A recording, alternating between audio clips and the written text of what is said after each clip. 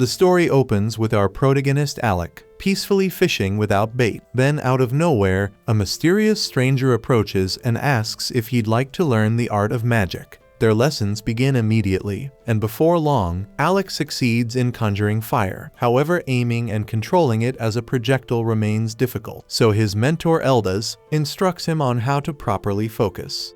Eldaz instructs him to imagine the sensation of striking his target, and also tells him to picture the friends he'll have one day. Sooner or later, those companions will find themselves in danger, and Alec will need to step in and protect them with his magic. That idea works wonders since Alec strongly desires to shield the ones he loves. So Eldaz tells him to hold on to that feeling while inhaling deeply. At last, Eldaz tells him to open his eyes and let the spell fly, and Alec successfully launches 2 fireballs. Overjoyed, Alec grins ear to ear, and Eldaz commends him for the progress. Alec admits that today's spell was particularly hard since it took most of the day to master, but Eldaz reminds him that ordinary people need an entire month to reach the same level. Alec is pumped to learn a new technique, but Eldaz decides not to push him too far, knowing it could weaken the overall training. To cool off, Eldaz suggests they wind down with more fishing. Alec complains, saying he finds fishing boring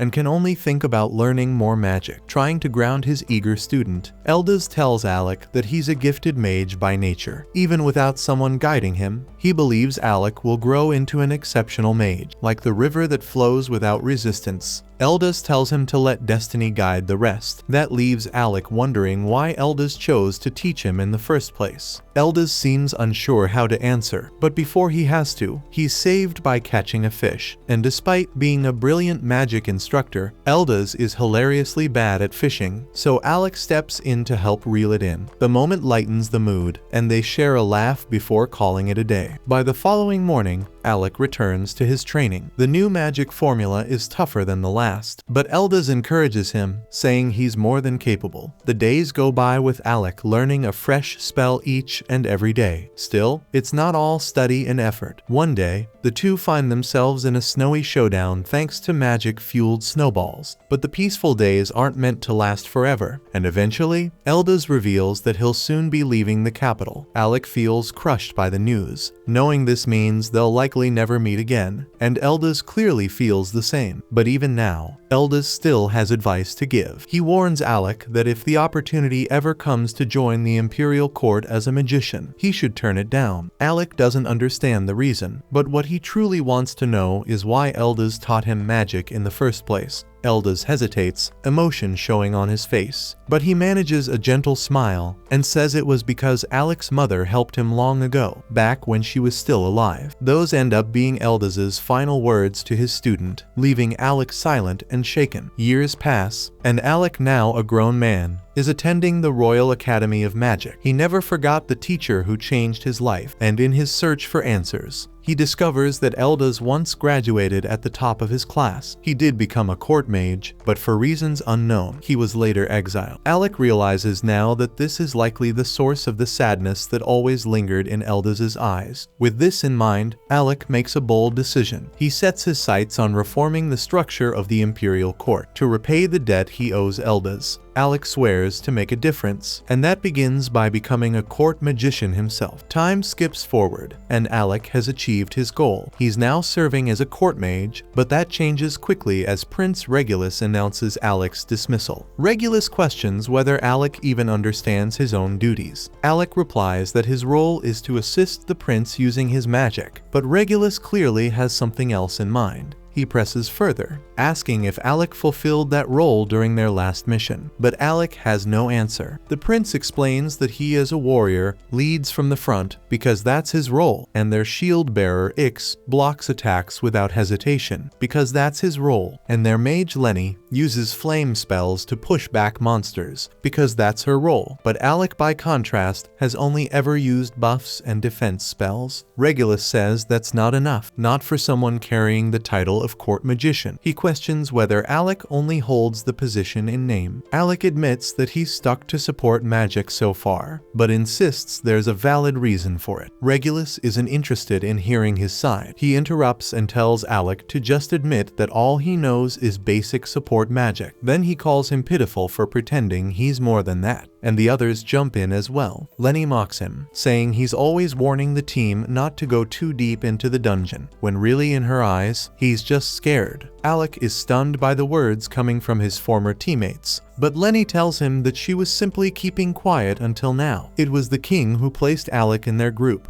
But they've reached their breaking point. None of them are willing to hold back anymore, and they're tired of dragging someone like Alec along while tackling dangerous dungeons. Regulus says he'd heard Alec was top of his class at the academy, but it's obvious now that he's incapable of doing anything unless someone else steps in to help. Alec begs them to let him explain, but Regulus catches sight of something tucked at Alec's side. It's a dagger, and that alone sets the prince off. He snatches the weapon from Alec and reminds him that he gave a direct order forbidding commoners from carrying arms. Alec tries to explain that he brought it for the next floor of the dungeon because they'll need it, but Regulus has no interest in hearing excuses. He declares that no one on his squad is allowed to take independent action, and he says that this is exactly why he opposed bringing a commoner into his party in the first place, and he regrets not fighting harder against it. Regulus then grabs Alec by the shoulders, tears the official robe off his back, and tells him he doesn't deserve to wear it. He's done arguing, and all Regulus says now is that their team has no place for someone like Alec. So he orders him to leave, and Alec stands there frozen. Later that night, Alec buries himself in study, determined to learn everything he can about the dungeon. He uses magic to flip through multiple books at once, reviewing floor layouts and magical data with precise focus. He compiles a full breakdown of the threats awaiting on the 30th level, and concludes that Regulus's team doesn't have the magical capacity to make it through. His conclusion is based on monster strength, terrain difficulty, and the known failure rates from previous attempts. With their current group setup, Alec is convinced they won't make it out alive. Alec wishes things had turned out differently, and he genuinely tried to be of help, but in the end, he just couldn't earn the prince's trust. Just as he's about to give up, Alec realizes there's still one option left. He knows Regulus won't hear him out, so he decides to approach the king himself.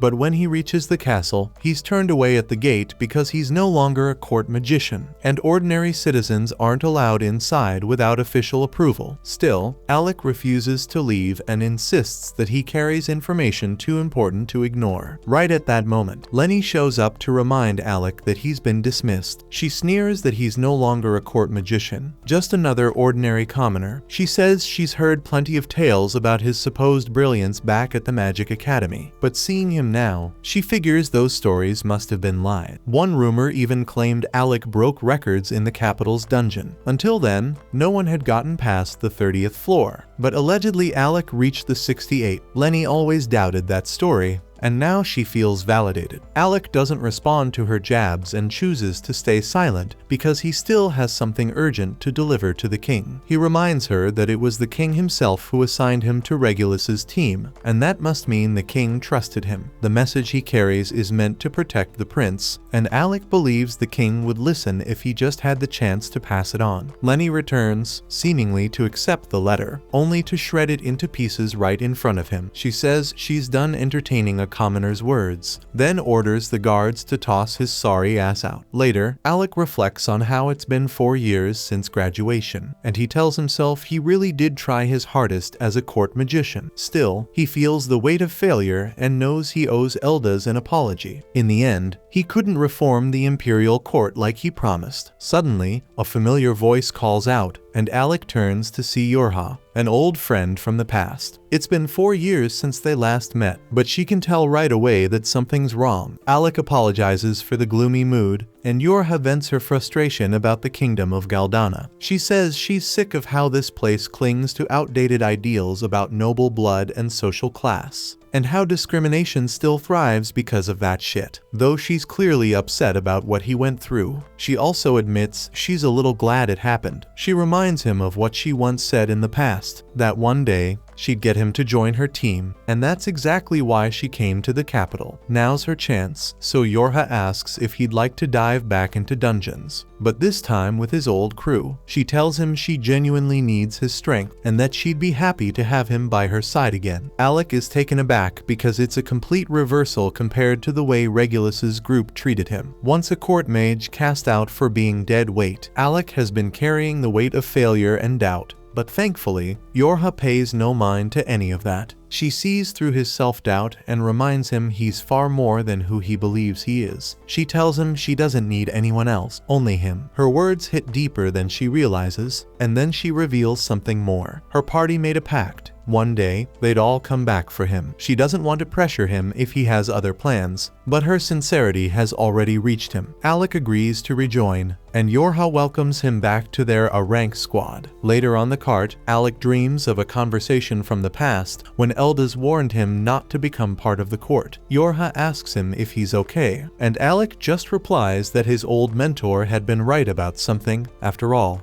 Back at the palace, Regulus receives word that Alec has left the kingdom and returned to the life of an adventurer, and the group mocks their former companion. The academy once called Alec its most brilliant student, and Regulus had been eager to see how impressive he really was. But after fighting beside him, Regulus concluded he was nothing but a spineless disappointment. Lenny says she's just relieved they won't have to deal with that useless commoner again. Alec's replacement is already lined up, the brilliant son of a noble house named Vogan, and as a true noble, he'll contribute far more than Alec ever could. And with Vogan now on the team, Lenny says they'll tear through the dungeon faster than anyone has before. She boasts that Regulus's name will echo across the world, and they all burst into maniacal laughter. Meanwhile, our protagonist arrives in the dungeon city known as Fizzle. Yorha loves it here because unlike the kingdom, Fizzle doesn't carry the same old bias and class restrictions, so it's been her party's home base for years. But before they can venture into any dungeon, Alec has to officially register as an adventurer. That part is easy enough, but a new obstacle appears. In Fizzle, no adventurer is allowed past floor 30 of any dungeon without a special permit, and that pass is only granted after 2 years of being a guild member. And since Alec just signed up, he doesn't qualify, which means for now they'll have to wait 2 years. The two decide to rest for a bit, and during their break, Yorha explains that her team has already made it down to the 52nd floor of their current dungeon. She wants Alec to be part of that progress, but waiting 2 whole years isn't an option. Instead of fixating on what they can't do, Yorha chooses to focus on what they can. She reminds Alec that lower dungeon levels don't require any passes, and that there should be plenty of places for them to practice. After all, they're adventurers, and in a city built around dungeons, they've got no shortage of opportunities. Soon after, the two are locked in combat on the 2nd floor of one such dungeon. Yorha casts a strengthening spell on Alec, and he quickly cuts down several of the giant wasps surrounding them. But suddenly, Yorha feels uneasy. She had planned for this outing to be an easy warm-up, yet something feels off. She blinks, thinking her eyes might be deceiving her, as the swarm around them multiplies at a shocking rate. But Alec confirms it's no illusion. The insects are furious, and from their behavior, he concludes that their nest has been disturbed. Yorha then conjures a magical barrier to draw the swarm's attention, but Alec urges her not to push ahead. She surprises him, saying she's got this under control. Normally, Alec could handle monsters like these on his own, but Yorha can tell he isn't performing at his best. She knows his potential, yet something seems to be weighing him down, and that's why she tells him to let her handle it for now. It might be tough, but she says helping a comrade in need is exactly what teammates are for. Her words cut deep, stirring something inside Alec. He reminds himself that he's no longer a court magician. He's an adventurer now, just like Eldaz once taught him. He repeats to himself that real magic is meant to protect what's precious. Alec clenches his fists and decides he won't hold back any longer. He unleashes an offensive spell, sending bursts of energy that tear through the surrounding wasps. More of the monsters rush in, but Yorha feels stronger this time. With the real Alec fighting by her side, she raises a shield for him to work behind. Just like the old days, Alec chants again, and bolts of lightning crash down from above, obliterating every last wasp in the swarm. Yorha cheers in victory, but her joy fades fast as the ground splits open, and a massive berserk worm bursts out. Alec instantly understands why the swarm had gone wild, but there's no time to dwell on it. The creature lunges, wrapping around Yorha, but Alec already has a plan forming. He knows the spell he needs, though he hesitates. One wrong move could hurt her. He calls out to Yorha, reminding her that she had mastered the finest defensive barrier spells back at the academy. They've always fought in perfect sync, so Yorha immediately catches on to what he's thinking. She fires back with a grin, reminding him that he was once the student with the strongest offensive magic in the entire school. With their trust aligned, Alec unleashes his full power. He chants the name of his attack, Sacrifice Blaze, and releases a torrent of searing flame that engulfs the monstrous worm. Yorha braces behind her barrier as the firestorm consumes their foe, and when the smoke clears, the two stand triumphant amid the ashes. Alec tells her that he always had faith in her, and Yorha smiles, saying he's still the most powerful mage she's ever known. The scene then shifts to a memory from their academy days. Their party is locked in combat with a raging dragon, one fierce enough to wield 5 elemental powers in succession. The fight turns grim, and Yorha is nearly spent after shielding the team from the creature's relentless barrage. Just as the beast prepares to finish them, Alec steps in and obliterates the dragon with a single strike. That moment would go down in history. The day Alec's team conquered floor 68 of the Royal Dungeon, proving that the legendary story was true, their group erupted in celebration, swearing that they'd stay together no matter what came next.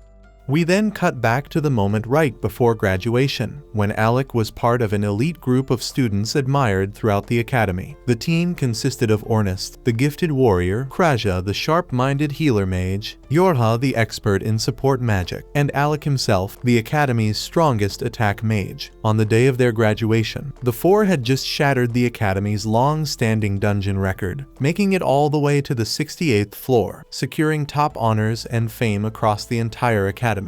But as they were walking back together, chatting about their future goals, Alec suddenly came to a stop and told them that he wasn't planning to continue with them because he'd decided to become a court mage instead. His teammates were visibly let down, especially Ornest, who had hoped that with Alec on board, they could have formed the strongest adventure team the world had ever seen. Still, he respected Alec's choice, knowing he must have had his reasons. But before they parted ways, Yorha made one thing clear, that she wasn't giving up, and the moment Alec became available again, she'd be there, waiting to bring him into her party. That brings us back to the present, where Yorha happily welcomes Alec to the team to celebrate. She treats him to a warm meal, but it turns out she doesn't handle alcohol very well, because after a single mug of beer, she's already slurring and barely upright. Within moments, she's out cold, slumped in her seat. So Alec places his jacket over her so she doesn't catch a chill. That's when a man suddenly appears behind him, commenting that Alec seems unusually thoughtful for an adventurer. Assuming he's just a random drunk causing trouble, Alec chooses to ignore him and turns away. But the man doesn't like being brushed off, and he angrily swings his bottle at Alec. The glass shatters, but Alec had already activated a barrier spell, blocking the attack with ease. He prepares to respond, but the man surprises him by calling him by name and saying he lives up to the rumors, then sliding a dungeon permit across the table. He tells Alec to treat it as an apology for such a rude test. Alec, still a bit irritated, now feels more confused than anything. He has no idea who this man is, until Yorha, still groggy from her drunken state, suddenly sits up and asks what the guild master is doing here. Alec freezes in place, realizing the man is none other than the guild master himself. The guild master then calmly tells him that he'd like to see what the former court magician is truly capable of, and invites him to come to the training grounds for a demonstration. Soon, they arrived at the guild's testing chamber, where the man finally introduces himself properly as Leviel Stamp. Alec immediately recalls hearing tales of Leviel's past, and he was once a member of an elite S-rank adventuring team, so Alec knows this fight won't be easy. Still, he's thrilled because he sees this as the perfect opportunity to sharpen his edge before stepping into a real dungeon. As soon as the match starts, Alec opens with a thunderbolt, but Leviel swiftly dodges and retaliates with a slicing water slash. Alec quickly realizes that ranged magic won't work well in this fight, and he'll have to go in close if he wants to stand a chance in this duel. But before he can get close, Leviel activates body enhancement spells, dramatically boosting his speed and strength. He moves so fast that Alec struggles just to follow him him with his eyes. And when Leviel finally attacks, Alec manages to throw up a barrier just in time. But even with the shield, the impact sends him crashing into the wall. Yorha flinches in concern, but Alec soon gets back on his feet, assuring everyone he's alright. He admits the speed caught him by surprise, but now that he's experienced it once, he starts thinking of ways to react to it. Then, a grin forms on his face because he remembers that back when he served the prince, he was forbidden from taking initiative in combat. But now, as an adventurer, he has no such restraints, so he's not just limited to dodging and support spells anymore. Channeling his magic into his staff, Alec reshapes it into a glowing blade and charges straight at Leviel. In response, Leviel fires off another water slash, but Alec slices through it with ease, closing the distance. Leviel's impressed, but he doubts Alec will be able to do the same once he starts throwing punches. He strengthens his body even further and darts toward Alec again. But this time, Alec is ready. Just as Leviel gets into striking range, he triggers a hidden thunderbolt spell that explodes right in his face, stunning him long enough for Alec to land a direct strike with magic blade. Leviel stumbles back, genuinely surprised that Alec managed to break through his defense. He finally understands why Yorha always speaks so highly of him. But the test is far from over. With a smirk, Leviel activates the ancient artifact in his possession, and then massive, glowing gauntlets form around both his arms, and one swing from them slams into the floor and leaves a freaking crater behind. Alec instantly understands that taking even one hit from those gauntlets would be catastrophic, so he knows he has to tread carefully. Still, he refuses to back down and casts another thunderbolt spell, but this time the effect barely slows Leviel at all. The artifact Leviel activated has a secondary effect. It gradually regenerates his wounds. That means the longer this fight drags on, the slimmer Alec's chances of winning become. Realizing he has to stop Leviel from healing, Alec keeps up the pressure, launching rapid strikes. But none of his hits are landing because Leviel's speed and movement are too precise. Frustrated, Alec taunts him, asking if he's too afraid to face him head-on. The jab works, and Leviel swings back hard, losing his precision and exposing himself just long enough for Alec to slash him across the stomach. It's the opening Alec was hoping for, so he's finally landed a solid hit, but he knows it'll take far more than that to defeat Leviel. Leviel charges in again, and Alec throws up a barrier, but the punch blasts through it, shattering the shield completely. Even so, the impact slows Leviel down just enough for Alec to drive a spell-boosted strike into his chest. Leviel is not willing to lose, so he slams his fists down with a devastating hammer blow, kicking up a giant cloud of dust that covers the field. Yorha starts to worry that Leviel is going too far for what's supposed to be a test, because that last hit looked like it should have knocked Alec out. But then Alec appears behind Leviel and lands one final blow before his wand breaks, and he collapses. Yorha runs to check on him, and Leviel admits he may have pushed things too far, and he declares Alec the winner. As Yorha starts treating Alec's wounds, Ornest shows up after getting tired of waiting, and is shocked to learn that Alec had just fought Leviel. He tells Leviel it was a bit much to use his strongest weapon in a sparring match, but Leviel says that things got intense, and he lost himself mid-fight. Now that he's seen Alec fight, Leviel is sure he's ready to enter the dungeon and hands over the dungeon pass. The test didn't go how anyone expected, but Ornest still congratulates Alec for passing. Since Alec is still unconscious, they carry him back and let him rest on a couch. By now, everyone knows what Alec went through as a court mage, and the fact that he lasted as long as he did is nothing short of incredible. The palace was packed with snobs who couldn't stand the sight of a commoner in their ranks, so Alec must have fought with everything he had just to hold his ground for this long. Right then, the receptionist bursts into the room, urgently calling for the guild master with some bad news. Leviel quickly tells the group he has to take care of something and asks them to stay behind and look after Alec while he's gone. Before leaving, he warns them not to go anywhere near his alcohol stash, especially not to touch the rare bottles. The moment Leviel steps out, Ornest casually strolls over to the liquor shelf and grabs the most extravagant-looking bottle he can find, grinning to himself, just to mess with Leviel later. Then, turning serious, he asks Yorha to tell him the full story behind Alec's time as a court mage. Up to this point, he's only heard vague bits and rumors,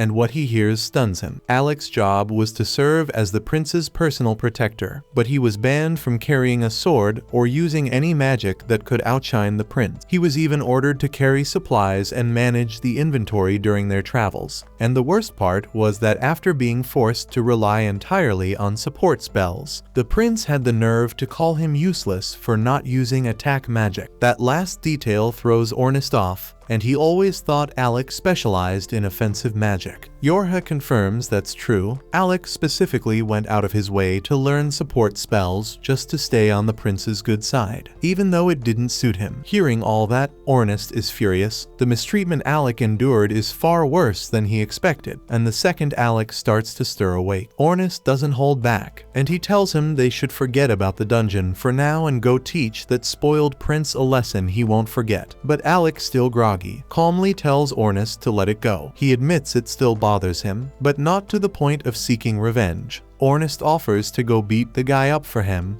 but Alec chuckles and puts a hand on his shoulder. He says there's no need because he's just happy to finally be free, doing what he loves with people he trusts. That's all that matters now. Besides, with no one left to cover up the prince's failures, the sweet karma is bound to catch up with him soon. That gives Ornest an idea, and he tells Alec they should focus on becoming the greatest adventuring party the world's ever seen. And once the rumors reach the capital, the prince will realize what he threw away, and when that day comes, Alec will be able to look him straight in the face and tell him off however he likes. Alec admits he likes the sound of that, and they fist bump, vowing that together they'll become the strongest party out there. At the same time, in another part of the guild, a badly injured adventurer from an S-rank party is being patched up while reporting to the guild master about her latest mission. Her name is Krista, and the mission had gone completely off the rails. Everything fell apart, and her teammates are still trapped deep inside the dungeon. So she pleads with Leviel to assemble a team to rescue them. Leviel immediately calls for an emergency meeting, but with such short notice, the only adventurers available are the ones already present at the guild. He informs the gathered group that they'll be forming a rescue squad to retrieve the rest of Krista's party, currently stranded on the 64th floor of the dungeon. Tension fills the room as everyone exchanges uneasy glances because they all know how risky that floor is. While the meeting is in full swing, Alec is still sitting alone back in Leviel's office. That's where Kraja finds him, surprised to see him by himself. She greets him warmly and asks how he's holding up, but judging by the bruises and cuts all over his body, the answer is obvious. She asks why he isn't in the meeting, and Alec quietly says he didn't want to intrude. Everyone else attending is a rank, and he still doesn't feel like he belongs among them. Without saying a word, Kraja raises her hand and casts a healing spell, restoring Alec's injuries. Then she looks at him and gently reminds him that no one in this guild sees him as an outsider. While he worked at the royal court, Alec had gotten used to blending into the background, never speaking up, never standing out for fear of offending arrogant nobles. And even now, he struggles to shake off those habits. Even if things are different here, Kraja sees the weight he's carrying, so she reaches out and softly pats his head, telling him she's always around if he needs someone to talk to, and the gesture lifts his spirits more than he expected. Moments later, Ornest and Yorha return. Ornest looks fired up as he tells Alec they've just been handed the perfect opportunity to explore the dungeon. He fills him in on the rescue mission and adds that the area they're heading to is nicknamed the Tank Killer, and the reason is that healing magic is completely nullified inside. The only way to recover is with potions, which means survival is much harder. Alec is surprised Kraja agreed to a mission like this, considering how much she relies on healing spells, but she admits she's not exactly thrilled about it. In fact, she hates everything about that place. She only gave in because Ornest wouldn't stop insisting that it'd be the perfect first mission for the new team. Alec starts to doubt whether he's even strong enough to help, but Yorha shuts that down immediately. She tells him that he's the key to the entire operation. His magic is what their strategy depends on, and without him, they wouldn't stand a chance.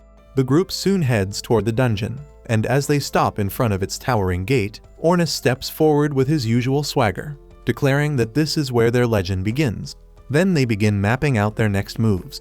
This particular dungeon is wrapped in a rare magical aura that completely disables healing spells. That means no recovery magic once they're inside. so only potions and raw agility will keep them alive against whatever comes their way. Their objective lies far below, close to the 64th floor, where members of Krista's guild are currently trapped. But getting there won't be simple, so they'll have to carve their way through every floor before it, including all the boss fights guarding each level. Ornest quickly assesses the situation and notes that if they go floor by floor, they'll arrive far too late. That's when Yorha pulls out a gleaming magic crystal, revealing that Krista had given it to them in advance. And with this item, they can bypass all previous levels and teleport straight to level 64. Alec instantly recognizes that this must be an exceptionally rare and powerful artifact, so Yorha says that Krista didn't hesitate to hand them out because her only priority is rescuing her teammates, no matter the cost. Yorha then adds that the level 64 boss is reportedly an undead, which unfortunately renders Kreja's light-based healing magic ineffective. And since Yorha herself is a support mage, the bulk of the fight will rest on Alec's shoulders. Ornest then tells Alec to conserve as much mana as possible, offering to handle the lesser enemies so Alec doesn't burn through his energy before reaching the real threat. Kreja agrees, urging the group to brace themselves, warning that from this point on, they'll be battling death itself. Even a season's rank party was completely wiped out in this place.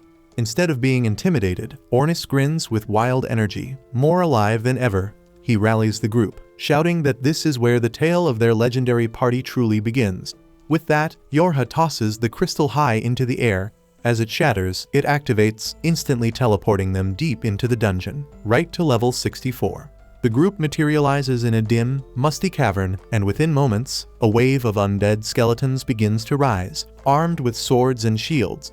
But Ornest doesn't hesitate for a second, and he draws his spear and charges head-on, striking the first wave with ruthless precision. With each thrust and sweep, he dismantles groups of undead effortlessly, boasting that level 64 seems laughably easy so far. The rest of the team stays back for a moment, quietly observing, as more skeletons crawl out from the shadows and begin advancing. Ornest, unfazed, continues his rampage, slashing down anything that moves. But Yorha quickly becomes concerned because he's moved too far away from her area of effect, so she breaks into a sprint, calling out for him to return to formation. Alec and Kreja follow closely, both muttering that Ornest will probably be fine. After all, he's armed with a legendary artifact, the piercing black spear. It's nearly indestructible, always razor sharp, and extremely effective in battle. So it's a perfect weapon for someone who fights with guts instead of brains. Alec calls out to Ornest, asking if he needs a hand, but Ornest confidently replies that this is child's play for him and continues demolishing every enemy that dares to come near. Alec chuckles and keeps walking alongside Kreja, when all of a sudden he senses something unusual behind him. Trusting his instincts, he fires off a lightning bolt over his shoulder. As the smoke clears, there's nothing in sight. Even Kreja looks puzzled, asking what that was about. Alec admits he thought someone was behind him, but maybe it was just a false alarm. Still uneasy, he draws his sword and dashes forward, slashing the air in front of him. His blade clashes with something invisible, which suddenly reveals itself as the Grim Reaper. Ornest grins and comments that Alec's not as out of shape as he assumed, adding that he sensed the invisible enemy earlier but couldn't deal with it himself. The Grim Reaper retaliates, pushing Alec back with a strike, but Alec quickly recovers, deflects the blow, and retreats toward Ornest. At that moment, Alec understands that Ornest was placing complete trust in him, counting on him to handle threats from behind without needing to look back. It's a feeling Alec hasn't experienced in years, true camaraderie, and that realization ignites a surge of strength within him. He leaps into the air, brandishing his enchanted sword, and delivers a clean, powerful strike that cuts through the Grim Reaper, slaying it instantly. He then turns toward Yorha and asks if she had known about it too. She immediately apologizes for keeping it quiet, while Kreja jokingly tells him to blame Ornest since it was his idea in the first place. Alec smirks and tells Ornest he owes him one, to which Ornest replies that they'll talk about favors after they actually make it out of this dungeon alive. The four teammates now regroup, side by side, ready to take on whatever comes next. Soon after, both Alec and Ornest launch themselves into the swarm of undead, slicing and tearing through skeletons in every direction while Yorha provides magical reinforcement from the rear. Ornest is in his element, pulling off flashy maneuvers and eliminating every skeleton in his path. Meanwhile, Kreja calmly supports him from a distance, taking down sneaky enemies with her deadly accurate bow shots whenever they try to flank him. Yorha, though typically in the backline, is forced to defend herself up close with her staff as the endless wave of skeletons pours in. Realizing the horde isn't slowing down, Alec calls the others back, shouting that he'll take care of the rest in one strike. Without hesitation, the party quickly gathers behind him, so Alec channels his power and unleashes a massive thunderbolt, engulfing the entire area in blinding electricity, making every last skeleton reduced to smoldering ash.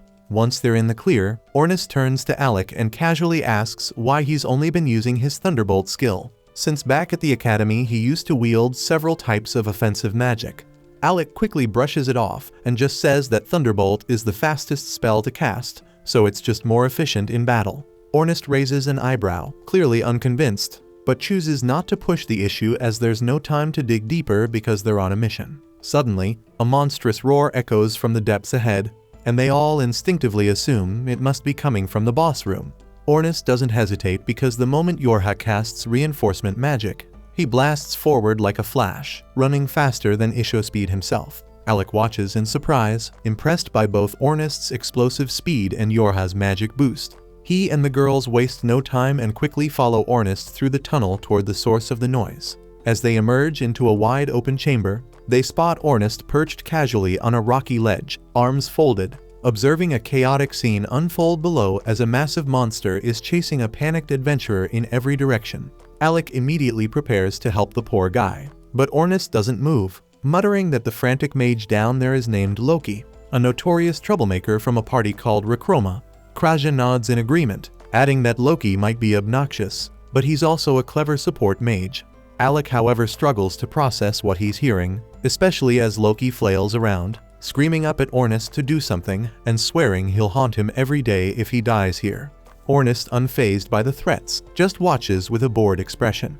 But the situation looks grim because Loki suddenly trips and crashes to the ground, with the monster bearing down on him fast. Alec instinctively gets ready to intervene, but Kraja tells him to wait, explaining that this is all part of Loki's usual strategy. Alec hesitates, watching as the towering monster approaches Loki. But then, in a flash, a trap spell beneath the creature ignites, blasting it with molten lava.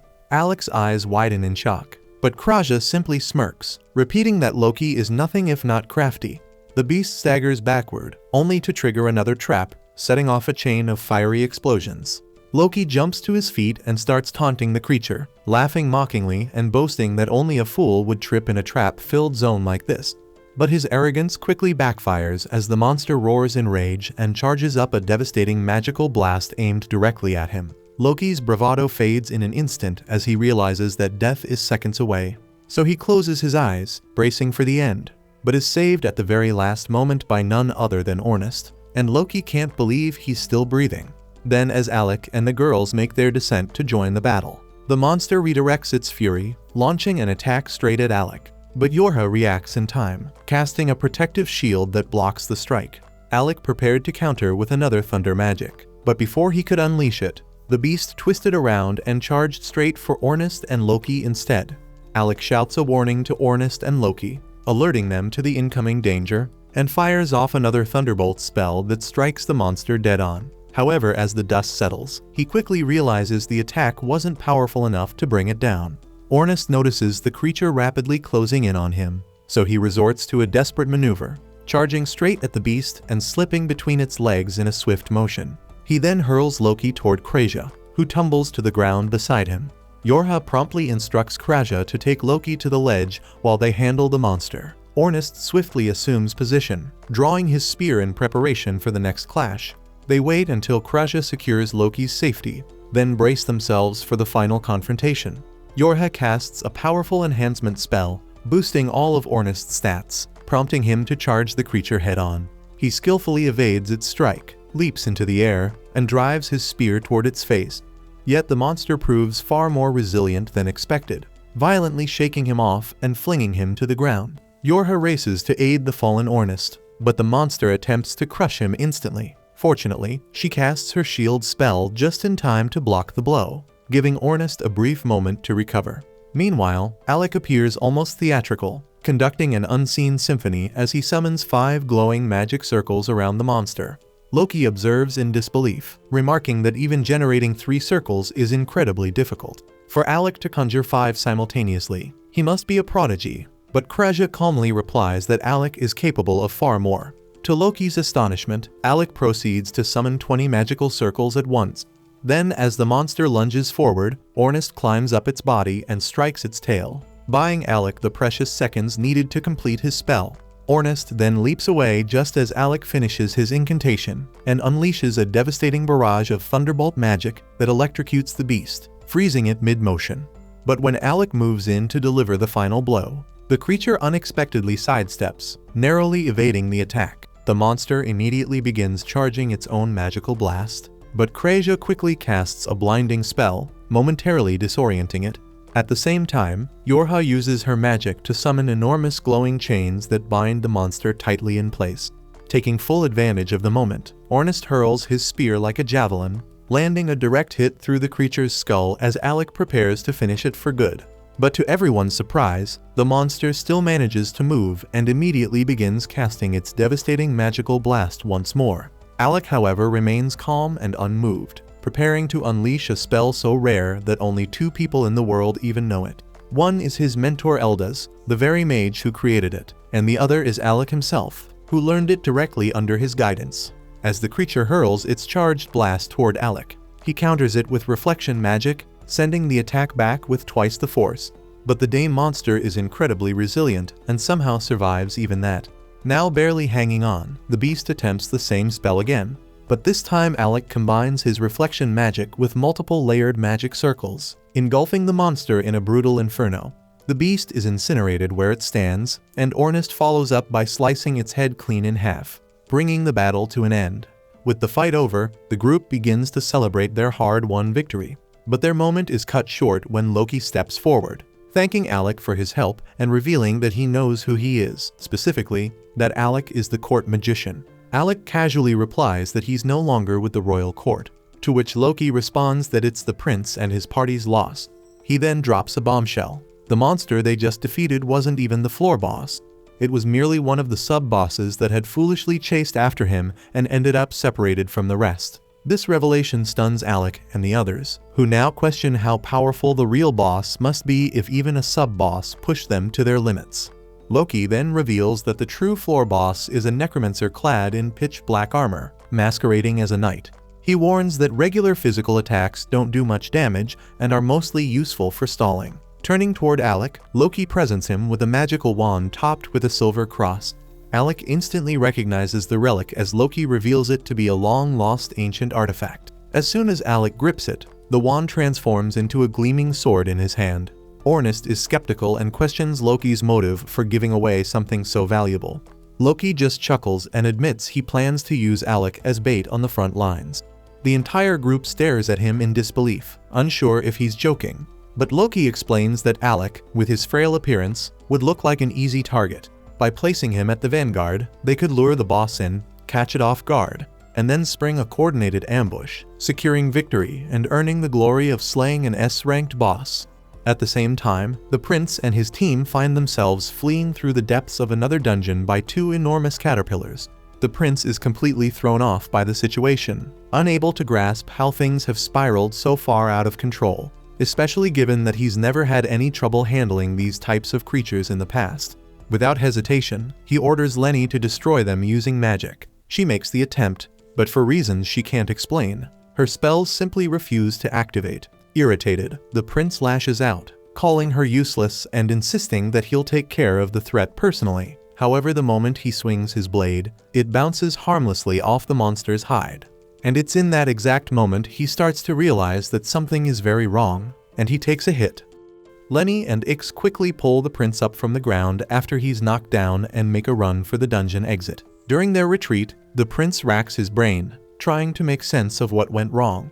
His attacks used to carry far more force, and now that he reflects on it, he realizes that his decline in strength began right after he removed Alec from the group. But rather than acknowledging that Alec may have been a valuable asset, the prince convinces himself that Alec must have cursed him out of spite. Once they've made it out of the dungeon, the prince immediately visits one of the royal magicians, Vogan Fornius, to investigate whether he's under the influence of a curse. After conducting a brief magical analysis, Vogan confirms that no such curse exists. The prince is stunned, insisting that he wouldn't have had such trouble clearing the 30th floor unless Alec had sabotaged him. But Vogan, aware of the anti-magic zone present on that floor, calmly explains that the prince likely felt weaker because his support magic was being suppressed. The prince scoffs at the explanation, dismissing support magic as worthless trash that only weaklings like Alec depend on. Vogan does his best to remain professional, even as the prince continues rambling with baseless arrogance. Still, he does find it unusual that Alec hadn't warned the prince about the anti-magic field beforehand, considering Alec is the famed student who once reached the 68th floor. The prince laughs dismissively, telling Vogan that there's no chance someone as pathetic as Alec could have actually accomplished such a feat, and claims it must be just some rumor that commoners circulate among themselves. Vogan doesn't even attempt to argue because there's simply no reasoning with that level of delusion. But at that moment, a royal guard steps into the room and informs the prince that the king wishes to speak with him regarding Alec's situation. The prince grins, confident that his father will support him. However, upon his arrival, the king immediately begins recounting a story about Eldaz.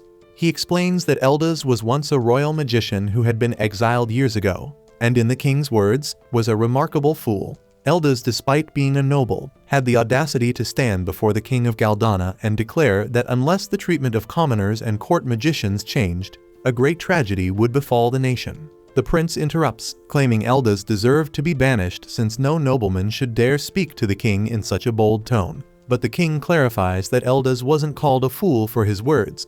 After being stripped of his noble rank and cast out, Eldaz went on to enroll at the Royal Magic Academy. There he silenced his critics with extraordinary talent and graduated as valedictorian. Yet despite gaining fame and prestige, he made the baffling decision to return to the castle and serve once again as a court magician. While in service, he persisted in telling the king that commoners were not beneath them, urging him to change his views, until one day Eldaz mysteriously vanished. At the time, the king had dismissed Eldaz's warnings, but recently he's begun to reflect on whether the man may have been right.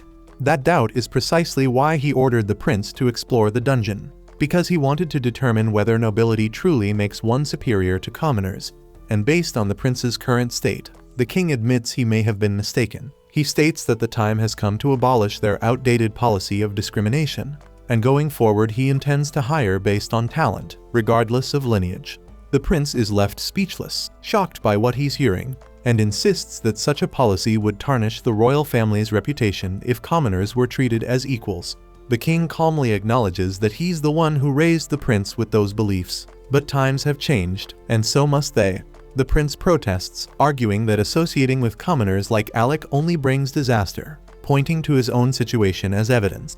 But before he can continue, a guard steps forward and hands Regulus the remains of a torn note that Alec had written. The king explains that before Alec departed, he had prepared a detailed guide specifically designed to help Regulus navigate the 30th floor of the dungeon. But it was destroyed by Lenny before the prince ever had a chance to read it.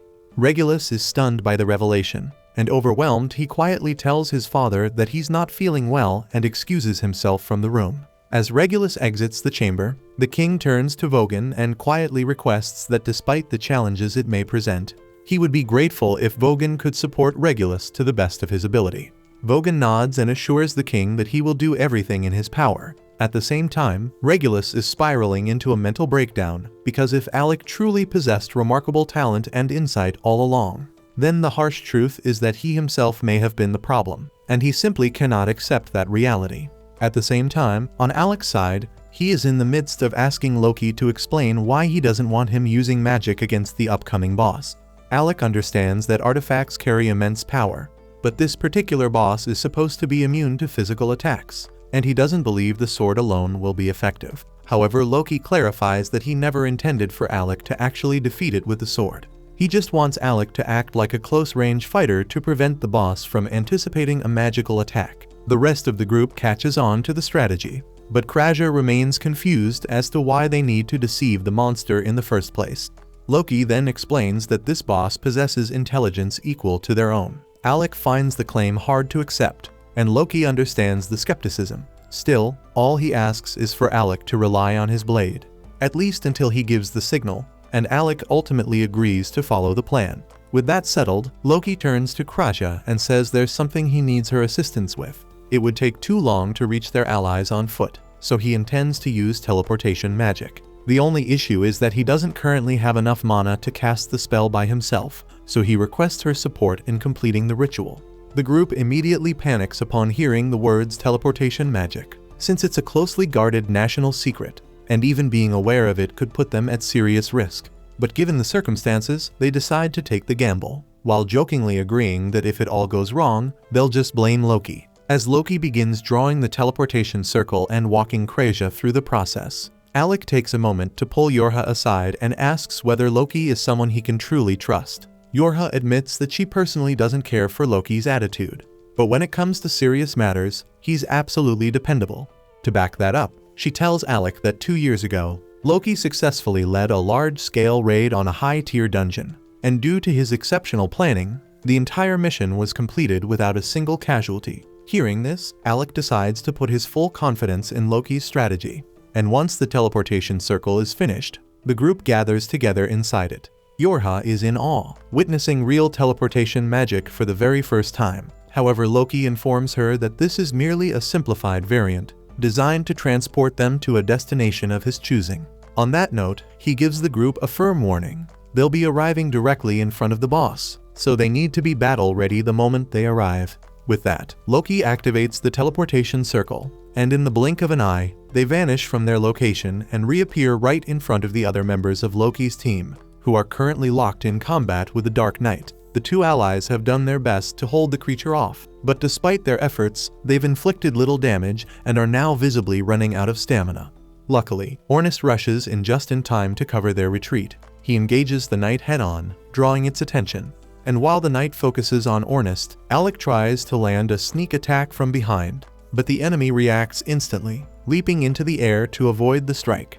The knight then charges at both Alec and Ornist, while Loki and Kreja move quickly to assist Reuel and Marbel, helping them retreat to safety. The knight's armor is incredibly dense, and from what they can tell, there's no actual body inside it. But that makes no difference to Ornist, because he rushes forward again, striking at the knight. The enemy attempts to jump over him, but Ornist was ready for that and pinned the knight's cape with his spear into the ground, creating a perfect opening for Alec to sever the knight's head. As the heavy steel helmet crashes to the floor, Alec wonders if that was enough to finish it off. But in battles like this, things are never that simple. The knight suddenly begins to stir once more, and grotesque tendrils burst out of its now exposed neck. So it becomes clear that this is an undead headless horseman, and the creature they had slain earlier must have been its mount. For a brief moment, Alec gets caught up in his thoughts, and by the time he snaps back to reality, the Dullahan is already airborne and descending toward him with a powerful attack. Alec raises his sword in a panic to block the blow, and barely manages to withstand it. The monster is faster and stronger than before, confirming Alec's suspicion that it had been holding back earlier. So from this point forward, the fight is only going to become more intense. But luckily, he doesn't have to face it alone. While Alec is holding his ground, Yorha is continuously casting buffs on Ornist, and once he's fully charged, Ornist launches himself forward and lands a brutal hit on the knight, giving Alec just enough of an opening to knock the creature back. Alec is stunned by how resilient the knight's armor is, because if his weapon weren't a powerful artifact, it would have shattered long ago under the pressure of such fierce blows. Even worse, the fact that their opponent is undead means that no matter how many times they manage to knock it down, it will always regenerate and rise again. And speaking of which, the knight suddenly retrieves its severed head and reattaches it to its shoulders before unleashing a deafening shriek that rattles the entire battlefield, leaving everyone momentarily disoriented. Immediately after, it locks onto Alec and delivers a brutal kick with all its force, launching him backward at an alarming speed. Fortunately, just before he slams into the wall, Yorha casts a barrier spell that cushions the impact. She rushes over to check on him, and Alec reassures her that he's okay. He just hadn't anticipated the knight having such refined martial prowess, and if not for Yorha's quick reaction with a barrier, there's a real chance he wouldn't have survived that blow. With that in mind, he turns to Loki and asks how much longer he has to keep fighting using only the sword. Loki, still in the midst of completing his preparations, tells Alec that he needs to hold out for 5 more minutes. Easier said than done because Alec almost died a moment ago, and he's down to just 3 potions. Meanwhile, Ornist is struggling to stay on his feet, shouting for Alec to get his ass back into the fight. Together, the two press on, doing their best to keep the knight engaged until Loki's 5-minute countdown is finally up. With his setup complete, Loki activates a massive magic circle and begins laughing, drawing everyone's attention. The display provokes the knight into a panic, so it charges straight at Loki and slashes him across the chest. But that, as it turns out, was all according to plan, because the Loki it struck was nothing more than an illusion, and the grand spell circle was simply a decoy designed to lure the enemy into a carefully laid trap. In that instant, ice begins to crystallize beneath the knight's feet, while the real Loki observes from the top of a nearby tower. At the same time, Ornus triggers a teleportation trap, crafted earlier by Loki and Kreja, that instantly moves him behind the knight, giving him the opportunity to strike and push it forward. Just then, Marbell leaps down from an overhead arch, aiming a heavy downward slash. The knight narrowly dodges the blow, but this too was anticipated. Loki had placed another hidden ice trap that activates on contact, weakening the knight's movement speed with a freezing debuff. Realizing Loki is the mastermind behind the battlefield manipulation, the knight begins scaling the tower to eliminate him directly. Loki draws a magic blade to defend himself, but Reuel is visibly concerned because Loki doesn't have the raw power to stand toe-to-toe with the knight. Although he had Yorha apply a 7-fold strength amplification earlier, the strain on his body is immense, and he's barely holding it together. Still, while Loki holds the knight's attention, Yorha prepares and casts a high-tier binding spell to restrain it. The spell succeeds, but not before the knight lands a heavy strike on Loki, knocking him off the edge of the arch and sending him plummeting toward the ground. Yet, even in freefall, Loki remains calm and unfazed because everything is proceeding exactly as he envisioned.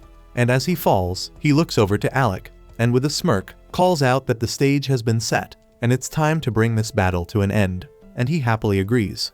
Alec then begins deploying a sprawling network of magic circles around the knight, and Loki is genuinely impressed because it's even more than what Alec unleashed against the last boss.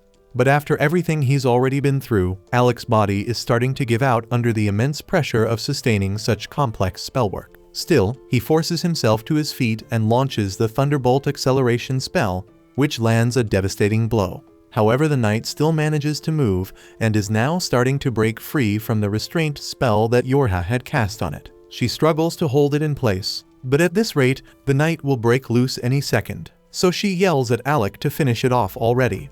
Of course, that's far easier said than done since Alec's body is on the verge of shutting down. And this marks the second time today he's used such a high-level incantation, and the sudden mono loss would have knocked out just about anyone else. Alec is no exception, but he has far more riding on this now, so no matter how badly it hurts, he grits his teeth and powers through. Finalizing the casting sequence for one of his ultimate spells, a lightning dragon takes shape, and the instant Alec unleashes it, it tears through the knight, vaporizing it on impact and bringing the battle to a close. With the threat finally gone, Alec drops to the ground from pure exhaustion and mutters a joke about how having dependable teammates really makes a difference when your life's on the line. Yorha walks over and corrects him, saying it was more like they were the ones relying on him the whole time because they never would have stood a chance without him. Ornus just seems relieved that Alec is back to being his usual unstoppable self, and on a lighter note, he brings up the bet from earlier, and Alec remembers that right before the fight, Ornus declared that whoever passed out first had to take on a dare. Technically, Alec just lost that bet a moment ago, but since it happened after the battle ended, Ornus decides to go easy on him. He says the only dare is this: Alec's not allowed to keep things bottled up anymore. If something's weighing on him, whether it's Ornus, Yorha, or Kreja, he's got to talk to at least one of them so they can help. And Alec smiles and agrees without hesitation. Reuel then approaches to express his gratitude to Alec and the others for their assistance. Marbell wants to thank him as well, though her approach is a bit more forward, and she plants a kiss on his cheek, which visibly horrifies Yorha. Marbell then asks if Alec would be interested in teaming up for a dungeon raid sometime, but Yorha quickly steps in and firmly declares that Alec is their party's mage, so Marbell can't just claim him for herself. And since the Rechroma team owes Alec a huge debt, Reuel as the leader offers to write him a formal recommendation. Alec seems puzzled at first by the mention of a recommendation, so the others fill him in that to be promoted to S rank, an adventurer must receive an endorsement from an S rank party as well as approval from the guild master. Getting the guild master on board shouldn't be too difficult, so Reuel assures Alec he'll take care of everything on that end.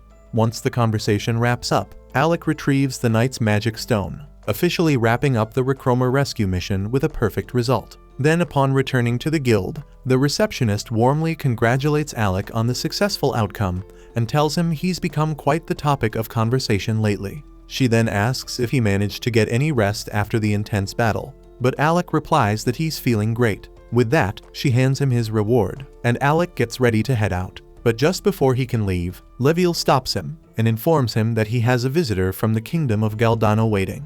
This catches Alec off guard since he no longer has any ties to the kingdom, but he agrees to hear the visitor out and discovers that it's Vogan. Of all the people Alec dealt with back at the royal castle, Vogan was one of the more reasonable ones, so Alec gives him a respectful bow and says it's good to see him again. But before they can exchange pleasantries, Vogan immediately confronts him and asks if Alec was seriously trying to get Prince Regulus killed by not warning him how unprepared he was for dungeon combat. Alec responds calmly, asking Vogan whether he truly believes Regulus would have listened to anything he said, even if he had given him a warning. Vogan pauses, then realizes Alec's probably right. Still, he's clearly annoyed that he got stuck with this miserable assignment after Alec was dismissed, so he considers it a complete waste of his time and skills. Alec asks if that means Vogan was chosen as Regulus' new party mage, but Vogan replies that calling himself a magician at this point feels like a joke, so he's more of a glorified babysitter than anything else. After Alec's departure, Regulus attempted to tackle the 30th floor of the dungeon solo and ended up suffering serious injuries as a result. Vogan had hoped the incident would serve as a teaching moment, giving Regulus a chance to reflect and grow. Instead, the prince refused to accept any blame and demanded that Vogan accompany him here so he could confront Alec face to face. Alec asks if that means Regulus is currently in the city, and Vogan confirms it, explaining that he's down in the underground training arena at this very moment. Alec hadn't expected to cross paths with Regulus again so soon, but he realizes this might be the perfect chance to finally close the book on their unfinished business.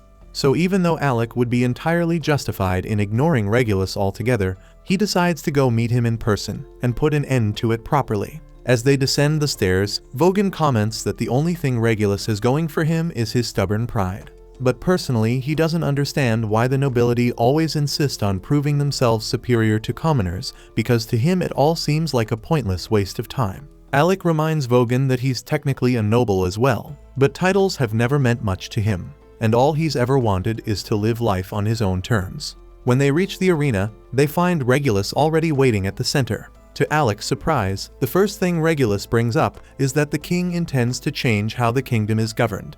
While Regulus personally disagrees with this shift, he says he'll comply out of respect for his father's wishes. Hearing this gives Alec a sliver of hope that maybe Regulus has finally started to come around. But that hope is short-lived, and Regulus quickly adds that regardless of politics, he still can't stomach the idea of taking orders or even advice from someone he views as beneath him. Alec tells him that if he had just listened back then, he wouldn't be in the mess he's in now. But it's clear Regulus still refuses to hear reason, and Alec knows there's no point wasting breath on someone so willfully blind. Regulus has spent all 15 years of his life being told that he's inherently better than commoners, so the idea that he might be the one in the wrong simply doesn't compute. Desperate to prove that everything he's ever believed isn't a lie, he draws his weapons and challenges Alec to a duel, asking Vogan to serve as an official witness to their fight. Without warning, Regulus charges at Alec, forcing him to block with his wand. But Alec is caught off guard to find that Regulus has swapped his usual longsword for a pair of daggers. A few years back, when Regulus was first selecting his weapon, Alec had recommended that he use daggers instead of a longsword, pointing out that his body was still too small to wield something so heavy effectively. But Regulus had instantly dismissed Alec's advice without giving it a second thought. But ironically, he's now following that very advice. Still, just changing weapons didn't suddenly make him a skilled fighter, and Alec easily sidesteps one of his attacks, causing Regulus to stumble forward and slam face first into the ground. Alec suspects that Vogan probably played a role in setting this whole encounter up, so he asks what he said to provoke the prince. Vogan simply told Regulus that if he truly wanted to challenge Alec's strength, he'd have to prove it in combat. At the end of the day, it was Regulus's decision to show up and issue the challenge, and Alec has to give him some credit because despite everything, the prince didn't resort to cheap tricks. He came here looking for a clean, honorable fight, Regulus's daggers are artifacts, so they carry a good amount of power behind them. During one of their direct clashes, he even manages to break through Alec's shield. But that's about all he can pull off. He had clearly been training hard with those daggers in preparation for this moment. And in doing so, he finally realized that the real reason he ever made progress in the dungeon was because of Alec's support magic. After Alec was dismissed, Regulus kept attempting to clear the 30th floor of the dungeon on his own. But every time, he'd come back beaten and bloodied, unable to understand why. Eventually, he sat down and read through the recovered pages of Alec's original report. And what made his blood boil was that everything Alec had written turned out to be right. If he had just followed that guidance from the start, he wouldn't have failed so miserably. And even just reading it made him realize how insanely gifted Alec really was, which only made it harder to come to terms with the way he had treated him. So now Regulus demands that Alec activate his artifact and face him for real. Alec asks if Regulus is really sure about going through with this, knowing full well the gap in power between them. But Regulus stands firm and refuses to back down. Still, before they fight, Alec has one question he needs answered, and asks if it is actually true that the king intends to reform the way the royal court operates. Regulus confirms it, adding that his father had apparently been testing the strength and resolve of the lower classes, which is why he sent both Regulus and Alec into the dungeon. If that's the case, then it explains why the king always treated Alec with such unexpected kindness. And this revelation is without a doubt the best thing Alec has heard all day, because now, those 4 years he spent serving as a court magician don't feel like a complete waste after all. But as for Regulus, he warns Alec to brace himself because he won't be holding anything back. He draws his artifact and charges forward, fully prepared to face the consequences. Regulus is shaking in his boots, knowing full well he's about to get the crap beaten out of him, but still he stands his ground, ready for whatever's coming. Yet at the very last moment, instead of striking Regulus, Alec shifts his aim and slams his attack into the ground. Regulus demands an explanation, asking why Alec chose to let him off the hook. He reminds him of every insult, every time he ignored him, mocked him, and acted like he was worthless for no reason at all. He built his whole self-image around the belief that being a noble made him better than everyone else. But if that was a lie, then what's left of who he is? He came here thinking that dying by Alec's hand would at least let him hold on to some shred of dignity. But now, Alec's looking at him with pity, and Regulus is completely lost, and he doesn't know what to believe anymore. Alec typically isn't one to laugh at someone else's misery, but even he can't help chuckling at how ridiculous this has all become. He walked in expecting a bitter grudge match, figured Regulus would be shouting threats and throwing punches, but instead the guy is breaking down and asking for life guidance. The absurdity of the moment makes it impossible to stay angry, and suddenly Alec realizes how pointless all that resentment was in the first place. Once he sees that Alec isn't mad anymore, Regulus lowers his head and sincerely apologizes for how he treated him in the past. And Alec is honestly stunned because he never thought Regulus had it in him to swallow his pride and admit fault. Still, he understands that Regulus acted the way he did because of how he was raised. That doesn't excuse it. But if Regulus is willing to change, then Alec figures it's worth letting go. So without hesitation, he offers his hand. Regulus reaches out, about to accept it, but at the last second, he pulls back, still feeling a bit too embarrassed to follow through, and he wants to hang on to a little bit of pride. Instead, he pulls out Alec's old court magician cloak and apologizes for taking it from him that day. He tells Alec he can have it back if he wants, and he also presents a letter from the king himself, stating that there's an open seat at the royal court waiting for Alec, should he ever choose to return. Alec raises an eyebrow and asks if the king is ordering him to come back, but Vogan assures him that it's not a command, just a request. Alec nods, then says he doesn't need the cloak or the letter, because he's perfectly content with his current party and has no intention of ever leaving them behind again. Regulus accepts his answer without complaint, but insists Alec take the cloak anyway because it belongs to him.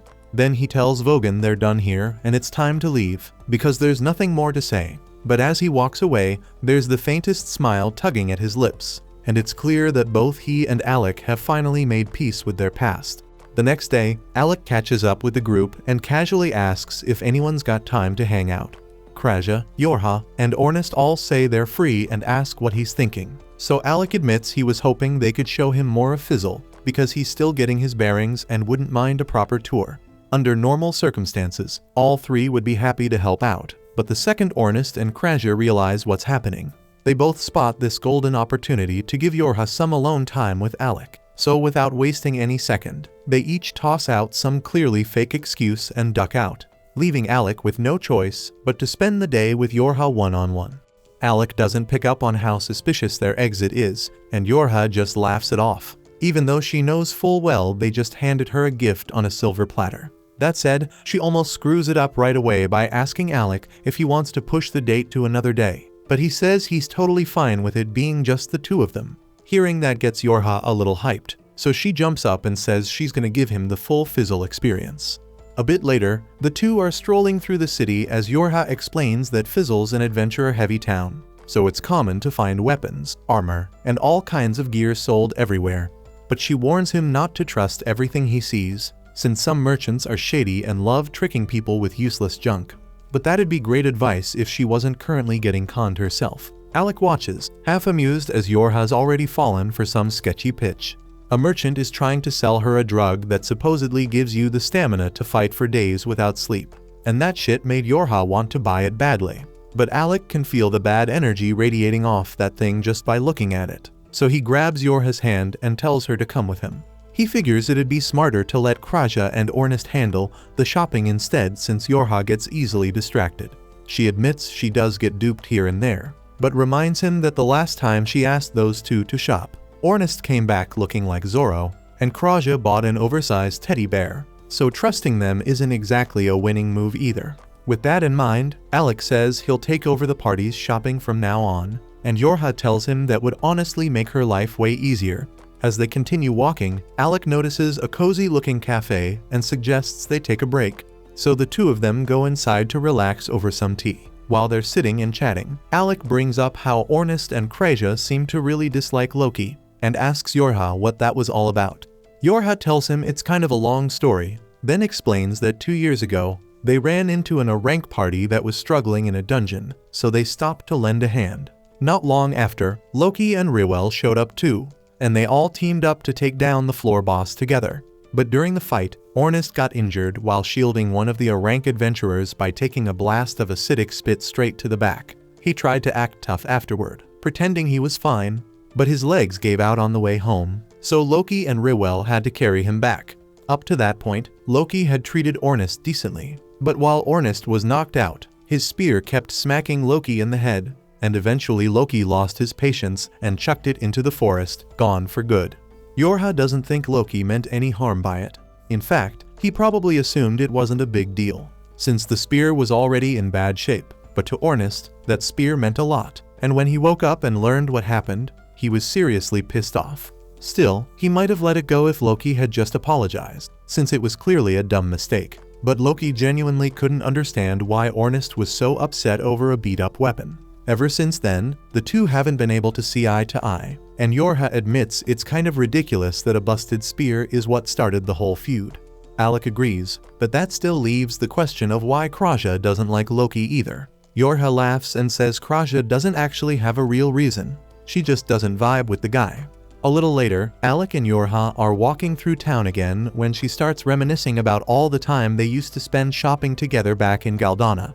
They'd pool their gold to buy healing items, and she even remembers how Kraja once tried to brew her own potions, but every single attempt turned into a disaster. As they keep walking, Yorha suddenly stops in her tracks. Her eyes lock on an elven ribbon hanging in one of the market stalls, and she's stunned. These rare accessories boost the wearer's magic power, and she's been searching forever for one. But the price tag is steep 50,000 gil, and she doesn't have anywhere near that much on her right now. She's clearly upset, knowing someone else will probably snatch it up before the day's over, and seeing how much it means to her, Alec decides on the spot to buy it for her. Yorha looks at him, a bit unsure, and asks if he's really okay dropping that kind of cash on her. But Alec tells her it's for the good of the team. Her magic plays a huge role in keeping their coordination tight. Plus, he's sitting on a mountain of savings from his days as a court magician, and honestly, he wanted to treat her to something nice. Yorha beams and tells him she'll treasure the gift with all her heart, and Alec's happy to hear that. The two of them spend the rest of the day enjoying the city together, checking out different spots and soaking in the atmosphere. As the sun begins to set, they end their outing by heading up to the top of the clock tower to watch the view. Yorha turns to Alec and asks what he thinks of Fizzle, and he says he loves the energy here because the way everyone's so full of life and free-spirited makes him feel like a real adventurer for once. After hearing that, Yorha gets a little more serious and asks Alec if being in her party is truly what he wants. She brought him in right after he got exiled from the royal capital, and she can't help but feel like she took advantage of his situation, like she pressured him into joining when he didn't have any other options. She tells him that if he ever wants to leave, she won't hold him back, but Alec cuts her off and says sure. There were a few things he had planned back in Galdana before leaving, but that doesn't matter anymore. What matters now is chasing the goal Ornest threw out there, becoming the strongest party in the world. And he knows there's no way he can reach that without Yorha and the others by his side. So he's not going anywhere. That answer puts Yorha at ease, and she's especially glad to hear it because it's rare for Alec to speak so openly. He's usually the kind of guy who keeps everything bottled up. Alec says he just felt like it was time she knew how he really felt. And actually, there's one more thing he needs to tell her. Yorha starts blushing, thinking this might be the moment he confesses his feelings, and she even starts leaning in, expecting a kiss. But Alec suddenly chuckles and says the only reason he's being so open is because he lost a bet to Ornest, and part of that deal was that he's not allowed to hide what he's thinking anymore. Yorha instantly realizes Alec still has no clue how she feels about him, and it leaves her totally flustered. She had really hoped he'd finally make a move, but he's not. Frustrated, she turns away, trying to hide her embarrassment, while Alec just stands there confused, completely unaware of why she suddenly looks so upset. The following day, Ornest heads over to wake Alec and finds him completely knocked out in bed, surrounded by a pile of books. He tries the usual way, calling Alec's name, but when that fails, he just yanks the covers off and shouts for him to get the hell up. Ornest reminds him that a proper adventurer is up at the crack of dawn, ready to go. Alec gets it sure, but he still doesn't understand how Ornest has this much energy first thing in the morning. Once Alec is dressed and ready, the two of them step out into the backyard to start their morning training session. They go at it full force, and Yorha, watching from the side, warns them to dial it back before one of them ends up getting seriously hurt. Of course, the warning goes completely ignored, and if anything, it just fires them up more. Both guys are hell-bent on proving they've got the edge, and the clash only gets more intense. It finally wraps up when Alec's sword shatters mid-strike against Ornest's defense. Ornest technically wins, but still calls Alec a damn monster for being able to keep up that well while being a mage. Either way, he's not done yet. He says it's time to crank things up and tells Alec to summon his artifact so they can keep going. But before Alec can do anything, Yorha jumps between them and puts a stop to it, saying if they push this any further, someone's definitely going to get wrecked for real. Right at that moment, Loki decides to make an entrance. Seeing them all training hard, he smugly steps in and offers to give them a few tips. After all, he is an S-rank adventurer. But nobody's interested, so the whole group just turns to leave and get on with their day. That's when Loki suddenly flashes their S-rank ID and asks if they really want to treat him like this when he's the one who recommended their party for S-rank promotion. As soon as he says that, Yorha immediately spins around and gets hyped, asking to see the card. She's clearly thrilled about the promotion, but Loki says he won't hand it over unless Ornest apologizes for all the times he treated him like crap. Ornest flat out refuses, and just as the tension starts building, Krista and Riwell arrive and step in, telling Loki to quit making trouble for Yorha's team. They go on to explain that the recommendation for Yorha's party to be promoted to S-rank has already been submitted and approved by the guild master, so they're only here to deliver their brand new S-rank ID. Everyone's riding high from the promotion, but then Krista walks up to Alec and tells him she doesn't think becoming S-rank is nearly enough to repay everything he's done for their party. So she tells him straight up that if he ever finds himself in trouble, he'd better not hesitate to call on her, and Alec genuinely appreciates it and says he'll keep that in mind. And to celebrate the fact that Lasting Period officially made it to S-rank, Loki suggests they all go out for lunch. So Kraja quickly announces that Loki is inviting everyone to eat on his tab, and immediately the group heads over to the tavern for a well-deserved feast. Even while they're eating, Alec still can't fully wrap his head around the fact that he's part of an S-rank party now. But Ornest catches the look on his face and immediately calls him out, warning him not to start doubting himself. He then tells Alec this is just the beginning of their legacy, and if he starts getting stuck on stupid insecurities, Ornest won't hesitate to beat some sense into him. Alec says he gets it, And with that, Yorha lifts her glass and proposes a toast to their new S-rank status. They even go as far as ordering a whole barrel of the tavern's most expensive booze, much to the dismay of Loki's wallet. Hours later, night has settled in and everyone's full and tired, ready to head back home.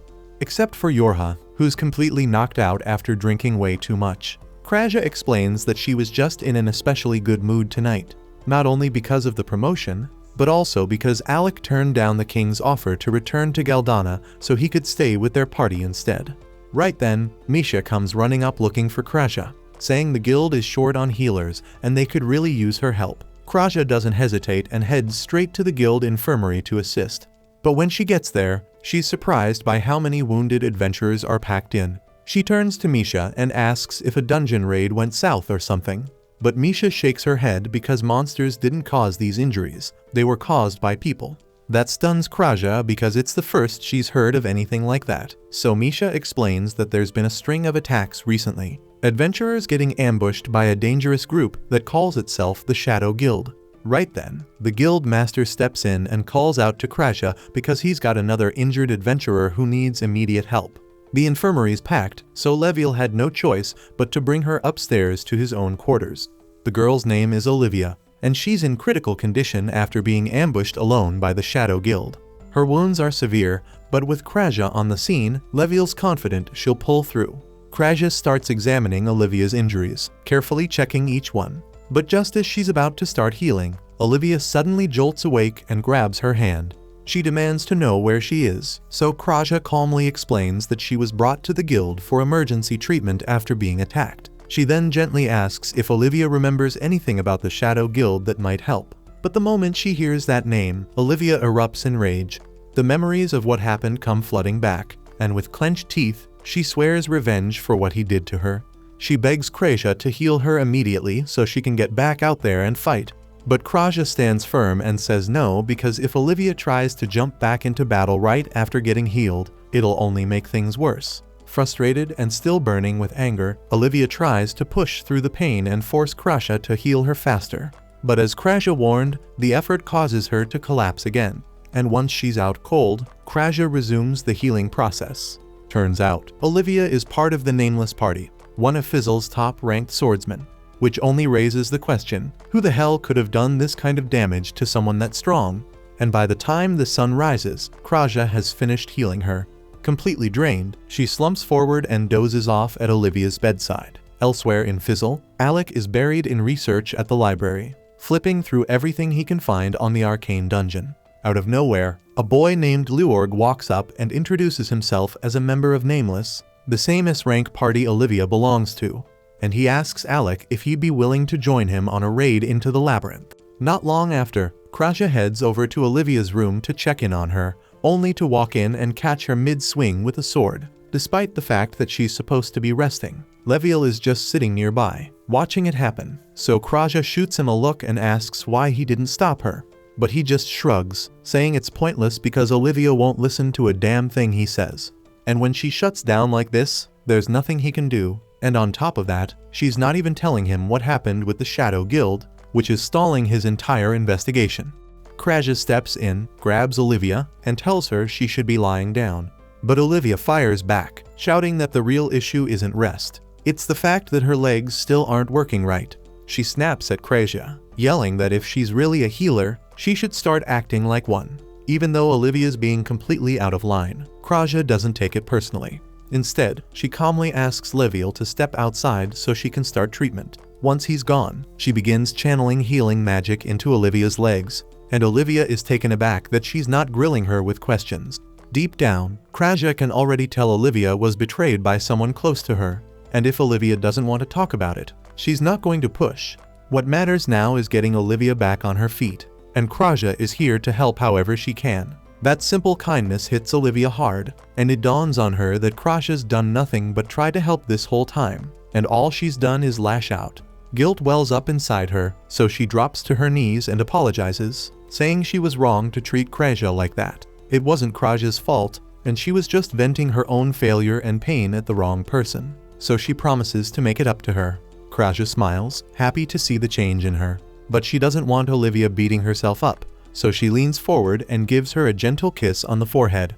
Olivia recoils in shock, asking what that was for, and Kraja chuckles. It's just a little charm to help her relax. That simple gesture reminds Olivia of her mother, and for a moment, her expression softens as she drifts into thought. Kraja notices and asks what's on her mind, but Olivia shakes it off and changes the subject, asking if she can have something to drink. Kraja nods and offers to make her some tea. She brings over a cup for Olivia, and just as she's about to pour herself one too, Olivia speaks up again. She says she just remembered she hasn't eaten anything since the day before and admits she's starting to feel a bit hungry. Kraja says no problem and offers to go grab some food for her. But as soon as she steps out of the room, Olivia reaches over and quietly slips something into Kraja's teacup. Back at the house, Alec links up with Yorha and Ornest to fill them in on his meeting with Leorg and the dungeon raid he proposed. Ornest's heard the name before, and he figures Alec must have been caught off guard by the guy's appearance. But truth is, Leorg's way older than all of them put together. Alec's jaw practically hits the floor, but Yorha chimes in, explaining that Leorg's actually an elf, and for some reason, he just likes playing the whole cutacy act, even though he's pushing 100. As for the dungeon raid, Ornest's curiosity is piqued, so he asks if Alec got any actual details. Alec tells them that Leorg said the plan is to hit the 72nd floor and clear it fast, and he even went as far as offering Alec the dungeon core when it's all said and done. Alec was stunned that Leorg would just hand over the chance to clear the final floor, especially considering Nameless had been grinding their way through it for months. Sensing Alec's hesitation, Leorg explained that his team has some unfinished business with the Shadow Guild. Apparently, they messed with one of his teammates, and now he's heading out for payback. That means he won't be able to finish the dungeon himself, so he's hoping Alec's group can take over while he's dealing with the guild. Yorha thinks the whole deal sounds great, but Ornest flips out and calls the whole thing shady as hell. He says Nameless giving up their dungeon rights is one thing, but taking on the Shadow Guild too, that's just way too convenient. Alec admits it does sound sketchy, but Yorha pushes back, saying she doesn't think Leorg would screw them over like that. He's strange, sure, but he's the reason his party still runs smoothly, so she doubts he'd scheme against them. Anyway, standing around won't get them any closer to the truth, so Ornest grabs the core and says that the rude girl Kraja was patching up yesterday. Turns out she's from Nameless, so if they want to know if Leorg's telling the truth, they should just go ask her. The others are on board, so they make their way toward the guild. But right before they reach the entrance, Misha comes bursting out and crashes into them. They quickly ask what's going on, and Misha, out of breath, tells them something awful's happened to Kraja, which is why she was sprinting off to get help. The party hurries inside and spots Kraja slumped against the wall, barely staying upright, so they rush over to see if she is okay. She tells them she's mostly okay, but someone drugged her earlier, and by the time she came to Olivia was already gone. It's not hard to piece together who did it because clearly Olivia slipped her something, but Kraja's more worried than angry. She's convinced Olivia might have run off into the labyrinth again, probably chasing revenge. Ornest doesn't see why that's their problem, and if Olivia's dead set on risking her life for payback, that's on her. But Kraja fires back, explaining that Olivia's still not fully recovered. Her injuries haven't healed, and she's in no shape for another fight. Ornest gets that sure, but to him it still doesn't change the fact that it was Olivia's choice to begin with, and besides, she's the top swordswoman in the kingdom. So he seriously doubts the Shadow Guild has what it takes to take her down again. Maybe not on their own, but Kraja remembers Olivia saying something about a traitor. If that's true, then it wasn't just the Shadow Guild that brought her down. Someone else was involved, someone powerful enough to leave the country's strongest warrior in critical condition. And Kraja's not about to let her charge headfirst into that kind of danger again. Not when she can do something about it. So she says if nobody else is willing to go, then fine, she'll handle it herself. But the second she steps outside, she realizes the others are right behind her. They tell her they're not about to let her march into a place like that on her own. If saving Olivia really means that much to her, then they're coming too, no questions asked. Together, the group makes their way to the entrance of the labyrinth dungeon. But Ornest is clearly not thrilled. Alec asks him what's wrong, so Yorha jumps in and explains that the dungeon's a mess of teleportation traps, scattered all over the place, making it a total nightmare to get through. Marbell then chimes in, warning that it's super common for teams to get split up in there, so everyone needs to stay sharp. That's good advice, but now they're all wondering what the hell Marbell is doing here anyway. Marbell explains that she heard Olivia took off from the guild and was headed back into the dungeon, so she came rushing here to stop her before she entered. But she was already too late, and that's why she wants to join their party. She says Luorg also asked her to step in as a substitute for Olivia, since she's also an S-rank swordswoman. But the real reason she came is because she wanted to see Alec's incredible magic in action, up close and personal. Yorha isn't having any of it though, and she shoves Marbell back and tells her that unlike the Nameless party, they actually function like a proper team, and they're not about to throw off their rhythm just to add someone new. Alec then turns to Ornest confused and asks what Yorha meant by that. So Ornest explains that while Nameless is technically a party, the members act more like solo adventurers doing their own thing. Luorg was the one who somehow got them to work together, but outside of dungeon runs, they're barely even on speaking terms. Take Olivia for example. She hates involving others in her problems and never accepts help. She can come off cold or downright rude, but Marbell insists she's a good person underneath all that. Marbell used to hang around Olivia all the time when she was training.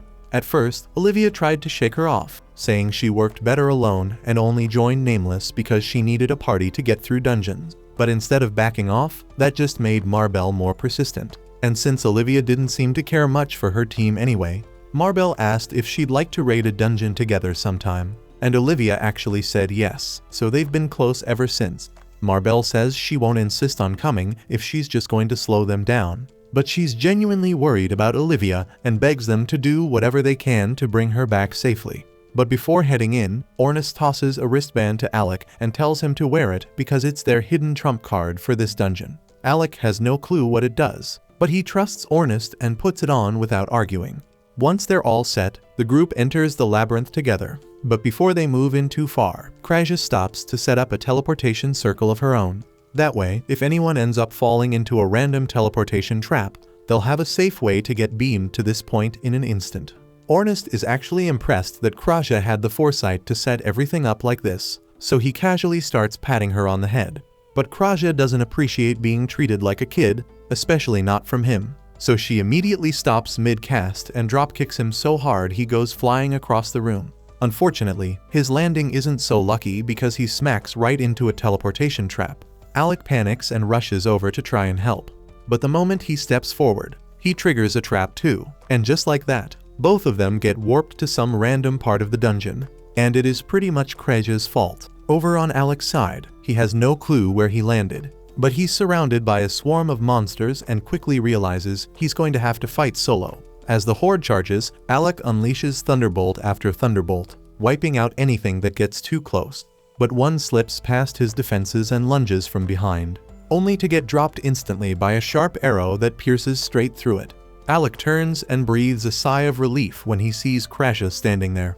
But he can't help but wonder how she tracked him down so fast. And she explains it's thanks to the wristband he's wearing. It's called a Mobius ring, and when two people wear a matching pair, the ring keeps them from being separated. So no matter how many teleportation traps Alec triggers, the ring will always drag Krasia to wherever he lands, guaranteeing they stick together. Yorha and Ornest are wearing the other set, so they should be fine too. But things don't exactly look great on their side, as a massive mob of monsters is chasing them down. Ornest might be able to handle this on his own, but Yorha doesn't have any combat strength, so she quickly conjures an earth pillar to lift herself out of reach while Ornest dives straight into the chaos.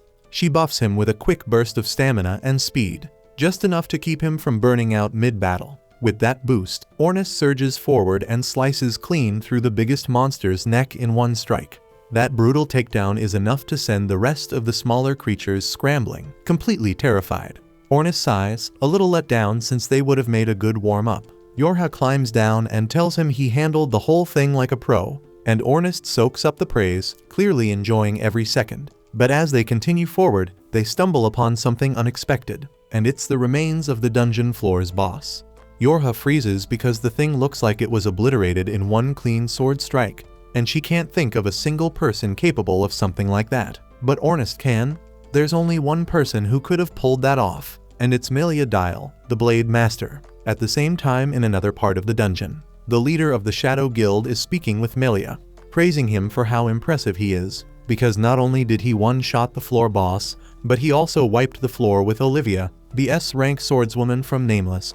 Melia casually responds that the only reason it was so easy is because he knows her, and he knows how she moves, how she fights, and exactly how to counter her. The guild leader remarks that that would explain why Olivia was so stunned when she saw him. But then he questions why someone who clearly has a history with an S rank like Olivia would even bother siding with the Shadow Guild. And if they were close, wouldn't it have made more sense for Melia to work with her instead? But Melia calmly replies that while his goals happen to align with the guild's at the moment, his ambitions are different. Also, he doesn't care what the Shadow Guild's ambitions are because all he wants is to grow stronger. And for that he needs real battles and real experience. Right then, a few Shadow Guild members arrive and inform their leader that intruders were spotted on the 72nd floor. So the leader wastes no time and orders them to hunt the intruders down and kill them on sight. Meanwhile, Alec and Kraja manage to find Olivia huddled in a corner, sporting fresh injuries. The moment she spots them, she casually asks Kraja to patch her up so she can keep moving. But Kraja flat out refuses because she knows full well that if she heals her now, Olivia's just going to run off again the second she's able to stand. Annoyed, Olivia glares at her, but she doesn't argue. Instead, she grits her teeth and forces herself back onto her feet, determined to keep going despite the pain. Alec and Kraja quickly step in her way, blocking her path. Kraja tells her she's not letting her leave until she explains what this is all about. And she asks if this is tied to the Shadow Guild somehow. But Olivia scoffs at the idea. She says there's no way she'd ever lose to those weaklings, and the one she's really after is her former teacher. He's the one who let her mother die, and she intends to kill him with her own hands. Without another word, Olivia steps onto a teleportation trap to make her escape, but Alec and Kraja spot what she's doing just in time and dive onto the circle right before it activates. And in an instant, all three of them are warped together, straight into the middle of a monster nest. Realizing they were boxed in, Alec threw himself straight into the monster swarm, carving a path with sheer determination. Olivia reached for her blade without hesitation, ready to back him up, but Kraja stopped her. After quickly healing Olivia's wounds, Kraja explained that she was preparing a teleportation circle, though it was clear Alec wouldn't be able to hold off the entire horde alone. Moved by her concern, Olivia gave a small smile, then dashed forward to fight beside Alec. And as the two of them battled to keep the monsters at bay, Kraja began channeling the teleportation spell. Mid-battle, a hulking Cyclops takes a swing at Alec. He sidesteps with ease and counters, but his strike barely phases it. It retaliates fiercely, pushing him against the wall of enemies, until Olivia charges in and decapitates several beasts in one clean sweep. Alec blinks, stunned that he hadn't even seen her draw, and she casually points out that he's still green when it comes to dealing with high-level monsters. Just then, Kraja finishes the teleportation circle and calls for Alec, but the magic sigil flickers and vanishes.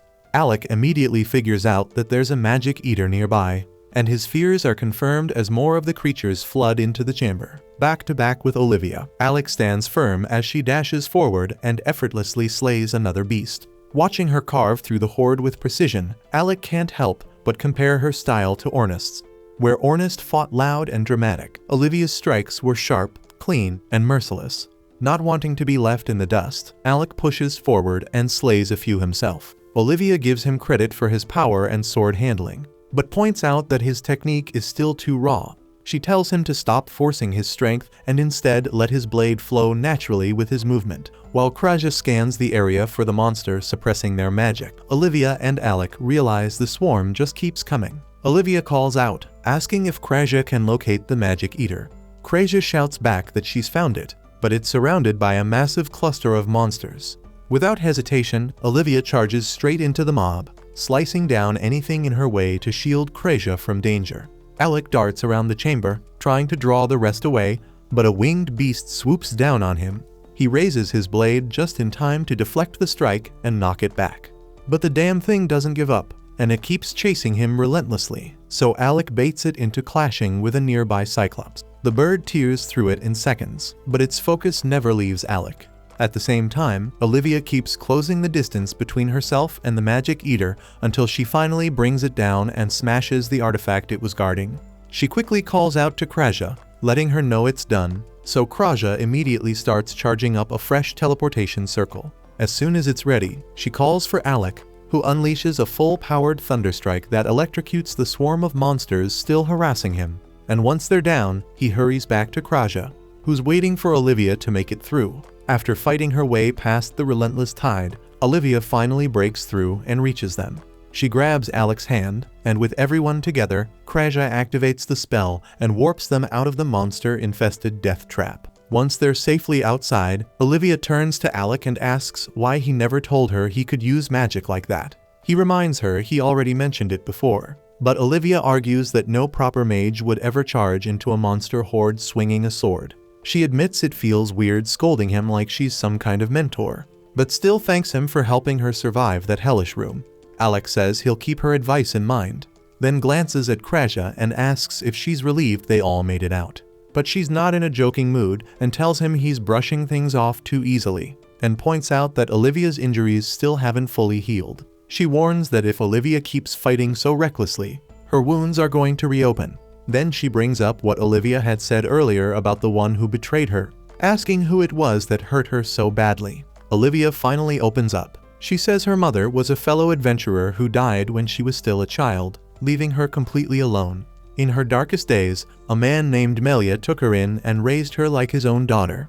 He trained her in the sword and passed down all his secret techniques. Even though the pain of losing her mom never fully faded, the memories and her training gave her something to hold on to. And over time, Olivia came to respect her master deeply for his strength and teachings. Years passed. After becoming a skilled swordswoman herself, she asked Melia if she had finally become strong. He smiled and said she'd surpassed everything he ever expected from her, then drew a blade soaked in blood. Olivia stood frozen in disbelief as he slashed a deep wound across her back, as she collapsed on the cold dungeon floor, bleeding out. Melia told her he was the one who killed her mother all those years ago. Then he walked away, leaving her broken, abandoned, and stripped of everything she had left. Back in the present, Olivia still feels that gut-wrenching betrayal because Melia had manipulated her into admiring him, all while being the one who shattered her world. Then she turns around and pulls back her clothing, revealing the massive scar etched across her back. To her, that single sword strike didn't just steal her trust, it erased every moment of warmth and every good memory they'd ever shared. Now, all she feels she has left is this cruel reminder carved into her skin. Watching her break, Alec silently drapes his jacket over her shoulders and tells her he knows exactly how that feels. He admits that once, he also thought he'd lost everything, but his friends were the ones who made him realize he hadn't. Olivia, her voice heavy with pain, mutters that she doesn't need anyone. But Alec gently reminds her that even Leorg is out there fighting to avenge her. That silences her, so Kraja steps forward, quietly mentioning that while treating her earlier, she'd noticed countless other bruises hidden across Olivia's body. She admits she can't do anything about the old scars, but promises she'll always be there to help with the new ones, no matter what. Hearing that, Olivia clenches her fists, realizing that both Leorg and Marbel have been doing their best to support her all along. But deep down, she doesn't think they understand how terrifying Melia truly is. In her mind, there's no way either of them can take him down.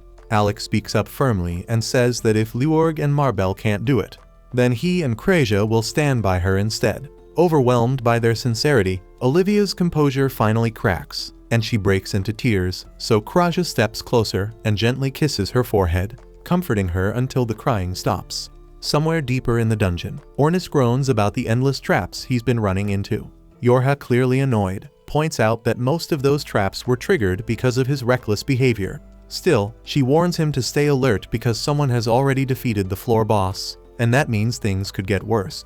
And while she worries about Alec and Kraja, Ornus shrugs it off, guessing that Melia is probably already on the final floor. He reasons that Melia likely won't bother attacking Alec or Kraja, and Yorha finally starts to relax. But then Ornus catches her off guard by gripping her cap and motioning for her to stay silent. Not far from them, members of the Shadow Guild quietly advance through the dungeon, with their leader casually swallowing a dungeon core. Moments later, Yorha and Ornus intercept them, assuming this crew might be the ones who hurt Olivia. The leader spots them and instantly recognizes potential value, ordering his squad to attack. But it's over in a flash, as Ornus wipes the floor with them in just 2 seconds and ties up the entire group like it's nothing. He steps up to the leader and demands to know what the Shadow Guild is after. But the guy stays tight-lipped until Yorha wraps a poison-lace chain around his neck. Choking under the pressure, the man finally caves and admits they were targeting the dungeon core on the final floor. Yorha then questions if he knows Melia, so the man confirms and adds that Melia's power is leagues beyond theirs. Realizing these guys aren't the real threat here, Ornest tells Yorha it's time to press forward and catch up with Alec. Just as they start to head out, the tied-up man smirks and tells Ornest that swallowing the dungeon core wasn't just for show. Ornest stares in confusion, but Yorha suddenly picks up on a strange vibration echoing through the dungeon walls, but she can't trace its source, so she quickly tells Ornest to be quiet, but it's already too late as the entire room starts violently shaking. From the ground, the man grins, announcing that the core gave him full control over the dungeon. The tremor intensifies, and the earth cracks open beneath them. Yorha stumbles, and a massive chasm tears through the floor, and one by one, the Shadow Guild members tumble into the abyss. Before Yorha can fall, the guild leader catches her mid-drop and vanishes into the depths with her in tow. Grinning wickedly, he calls out to Ornest, declaring that he's taking this special prize with him, and dares him to follow him into the dungeon's deepest level for the final showdown. Elsewhere, Olivia is caught off guard when she finds out that Alec once served as Galdana's imperial court magician. He tells her that despite the title, most of his magic was self-taught during childhood, and after losing both his parents early on, he had nothing else to do but practice relentlessly. And as Olivia quietly thinks that Alec is way more suited for adventure than political duties, Kreja suddenly stops in her tracks. She explains that before entering the dungeon, she and Yorha had agreed to regroup at this spot if anything went wrong, but since Yorha hasn't shown up, Kreja suspects she's run into trouble. Right then, they spot a massive chasm tearing through the ground ahead. Curious and concerned, they move closer, and Olivia spots something inside and immediately jumps in, snatching Yorha's cap, which Alec recognizes instantly. Elsewhere, Yorha regains consciousness surrounded by the Shadow Guild and demands to know why they spared her life. Gloria smirks and tells her it's a secret, mocking her for acting like she's in control. From nearby, Melia scolds him to quit fooling around, but Gloria insists he was just kidding. Suddenly, Ornest bursts into the room and smashes the core eater in one swift blow. Gloria springs up to engage him, yelling at his partner to keep moving. The core eater, stunned that Ornest found them, quickly realizes the tracking was possible because of the bracelets they were both wearing. As he rips Yorha's bracelet off her wrist, Ornest asks why he was so eager to capture her. The man refuses to answer, knocks Yorha out, and hauls her away. Ornest threatens to tear him apart if he lays a finger on her, but the core eater doesn't even flinch and bolts alongside Melia. Then Gloria blocks Ornest from giving chase and remarks that Ornest won't be easy to beat. During the clash, Ornest observes that Gloria's sword, despite its power, isn't a genuine artifact. Trusting his spear, Ornest smashes Gloria's weapon and drives it straight through his gut. As Gloria crashes to the ground bleeding, Ornest turns to pursue Melia, but Gloria suddenly erupts in a deranged scream. Lying there drenched in blood, Gloria cries out that Melia is a heartless bastard for dragging him into something so reckless. Swearing revenge, he rages that he'll slaughter them all, and as Ornest turns to finish the job, Gloria raises both hands, summoning a demonic force that absorbs his blood and rapidly closes his wounds. His broken blade reshapes itself through the dark energy, and with a chilling grin, Gloria warns Ornest that he's about to bring his life to an end. Ornest instantly catches on that this dude might be a serious threat because he's never come across magic like this before, not even among healers who could patch up their teammates mid-battle. This was something darker and twisted, but Ornest doesn't bother overthinking it, and he charges in, no hesitation, ramming his spear straight into the man's gut, then delivers a savage kick that hurls him back. Gloria coughs up a mouthful of blood, but Ornest doesn't give him a second to breathe. He rushes in and slams his spear straight through Gloria's chest, convinced that this has to finish the job. But then Gloria starts laughing, and to Ornest's disbelief, the man stands right back up on his own feet and begins yanking the spear from his chest like it's nothing. He mocks Ornest, calling him just another loud idiot with more guts than brain, and adds that no matter how many times Ornest tries to kill him, it won't make a damn difference. Even if his head gets chopped off, he'll just keep crawling back. Suddenly, the blood spilling from Gloria's wounds begins to glow. It flows up his arm and solidifies into a blade. Ornest is taken aback, watching in shock as Gloria grins like a lunatic, declaring that pain only makes him stronger. The more damage he takes, the tougher he becomes, so poking him with that toy of a spear won't get Ornest anywhere. Then with a roar, Gloria slams the blood blade downward with monstrous force. Ornest narrowly dodges, but the sheer power behind the strike leaves him rattled. Before he can fully recover, Gloria cuts him across the body in a fast, clean motion, tearing open multiple wounds. Ornus stumbles back, dodging the follow-up attack, but it's clear he's on the back foot now. He's already bleeding, outmatched, and cornered, and if he doesn't figure something out fast, he's finished. But before any plan can form, Gloria conjures up a blood-soaked whip and lashes it straight across Ornust's face. The impact sends him reeling, and before he can regain his balance, the whip coils around his legs, hoists him into the air, then slams him into the ground like a ragdoll. Ornust's spear goes flying, and he hits the dirt hard, gasping for air, barely able to move. Gloria then bursts out laughing and taunts Ornust, saying if that was all he had, then he was nothing more than a glorified training dummy, perfect for venting some frustration. Then Gloria throws his head back and cackles like a man possessed, telling Ornust to prepare himself, because this was where his story ends. But right then, Ornust digs deep and finds every last shred of strength left in his body. Gritting his teeth, he forces himself back on his feet and growls at Gloria to shut that ugly mouth of his, because he's not the one dying today. Gloria looks him over, battered and bleeding, and just bursts out laughing. But as Ornust steadies himself, he recalls that Alec once told him that sometimes you've got to fight without your weapon.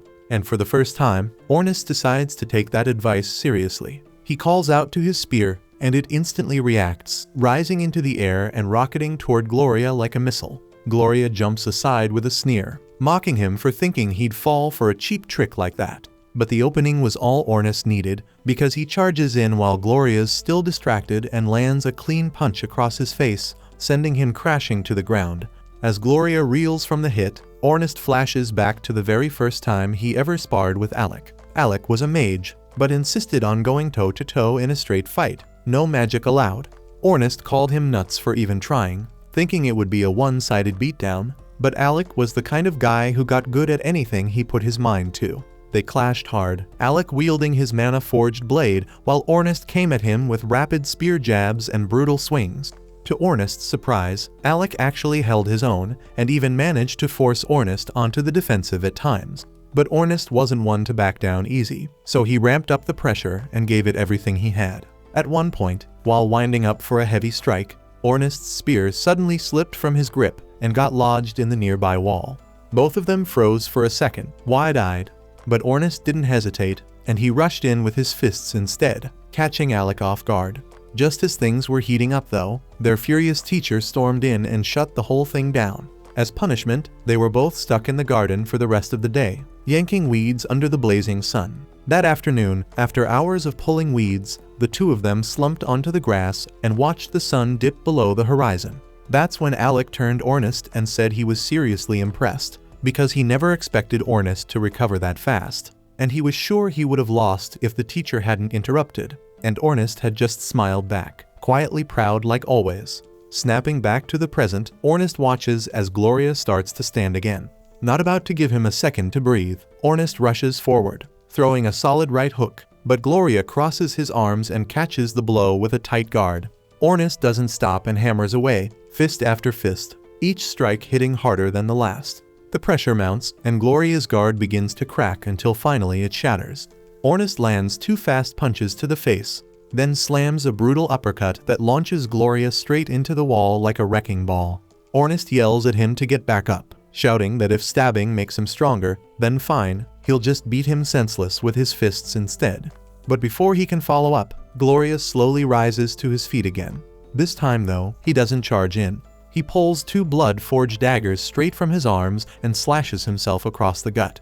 The gushing blood fuels his power, and a massive magic circle forms above his head, swirling into a cyclone that starts roaring toward Ornust, ready to tear him apart. Realizing there's no escaping that kind of magic, Ornust braces himself, accepting whatever comes next. But just then, Alec leaps between them and unleashes his reflection spell, bouncing the entire attack back at Gloria. Ornust stares in shock, then thanks Alec, admitting he would have been toast if he hadn't stepped in at just the right moment. But before they can exchange another word, Gloria steps out of the flames, burned, wounded, but still standing. Olivia's eyes narrow as she immediately identifies him as a blood mage. Troubled, she declares she'll try to put him down quickly. But then Ornust turns to Alec and admits he failed to protect Yorha. and she was taken by the Blade Master and some cocky bastard right in front of him. Kraja, confused and furious, asks what the hell the Shadow Guild would want with Yorha, but Ornest's certain they knew exactly who she was because the cocky bastard even said her name. He urges Alec and the others to chase after her while he holds off the Blood Mage here, but Kraja shuts him up and uses her healing magic to ease his pain. Right then, Gloria lashes out again, launching more attacks their way. Alec manages to reflect them once more, giving Kraja and Olivia the window they need to slip past and run after Yorha. Gloria grins at their tactic and taunts Alec, telling him to quit spamming that annoying reflection spell. Alec snaps back, daring him to stop hiding behind magic and fight like a man. At the same time, Olivia tosses Ornest's spear back to him, so now Gloria's facing two armed fighters, and the tide has shifted. But before the clash can restart, Gloria suddenly drops to one knee, realizing just how badly his body's been wrecked. Ornest can't help but laugh, saying Gloria's flashy blood magic is worthless against Alec, who could have taken him down with his eyes shut. That's when Gloria glares up at him, rage burning behind his eyes. He rips off the bandages wrapped around his arms, revealing a maze of carved symbols etched into his flesh. Chanting under his breath, he releases the seals, triggering a horrific transformation. Muscles swell unnaturally, fangs tear through his gums, and a red aura crackles around him. Then in a burst of speed, he launches at Ornest, and before anyone can react, Gloria's already sunk his jaws deep into Ornest's neck, biting down hard. Alec immediately clocks what's happening and fires off a blast of lightning magic to knock the Blood Mage away, freeing Ornest from his jaws, but the damage is already done. Ornest hits the ground, completely motionless. Wasting no time, Alec launches a rapid volley of lightning spells, but to his shock, Gloria is so absurdly fast that he zips right through them, dodging every bolt like it's nothing.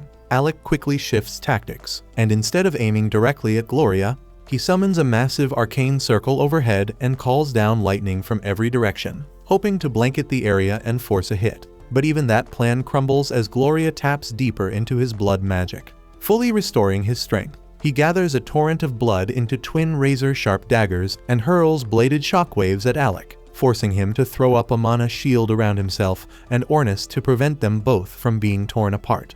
The final strike shatters Alec's barrier, and Gloria thinks he's finally cornered his prey. Just as he prepares to finish Alec off, he notices that Ornest's body is gone. He then spins around and sees Ornest leaping at him, spear in hand, going for the kill. But Gloria reacts just in time, deflecting each thrust with his daggers and swatting Ornest away, even landing a solid kick right to his face.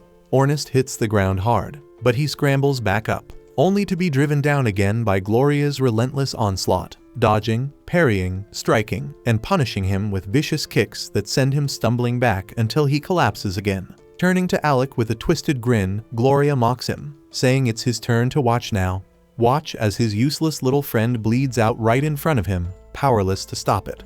But to his surprise, Ornest isn't done yet, and out of nowhere, he drives his spear into Gloria's gut, and the weapon erupts in flame. As the Blood Mage recoils, Ornest thinks back to when he was a kid.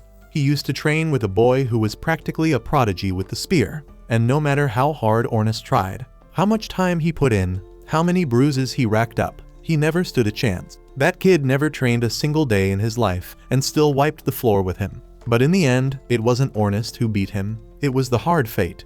The prodigy ended up with lung cancer and dropped dead before he ever became anything. Fueled by that bitter memory, Ornest charges in again, throwing blow after blow at Gloria, forcing the Blood Mage back under the weight of his burning resolve. Alec watches closely, heart racing, wondering if this final push will be enough to finish the fight, or if Gloria still has one last terrifying trick left. Ornest throws Gloria a smug little grin, who is still standing tall after tanking all that damage like it was nothing. So Ornest rolls his eyes, claiming he hasn't even started putting in effort yet. Then he flicks a glance at Alec and says it's time to let loose their real move. The combo no one's ever survived. Gloria's jaw clenches tight because he doesn't know if these two maniacs are bluffing, or if they're about to flatten him into paste. But he doesn't get time to figure it out, as Alec instantly summons a blazing magic circle and fires off his spell, coating Ornest's spear in flames so intense it looks like he's wielding a bonfire. Gloria freezes because flame magic at that level is lethal, and turning it on your own partner, that's straight up insane.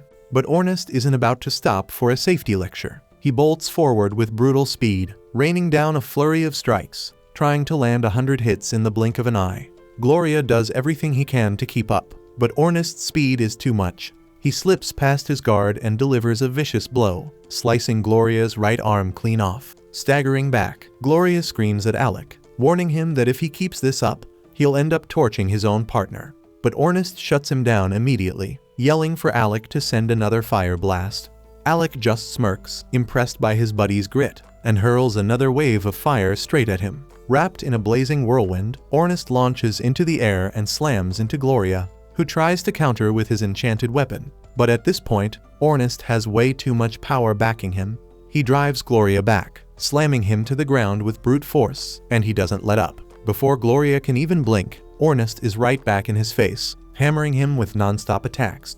Gloria blocks what he can, but he's outmatched, outpaced, and it's not enough. Ornest breaks through and delivers another savage slash, this time tearing off his left arm from the shoulder.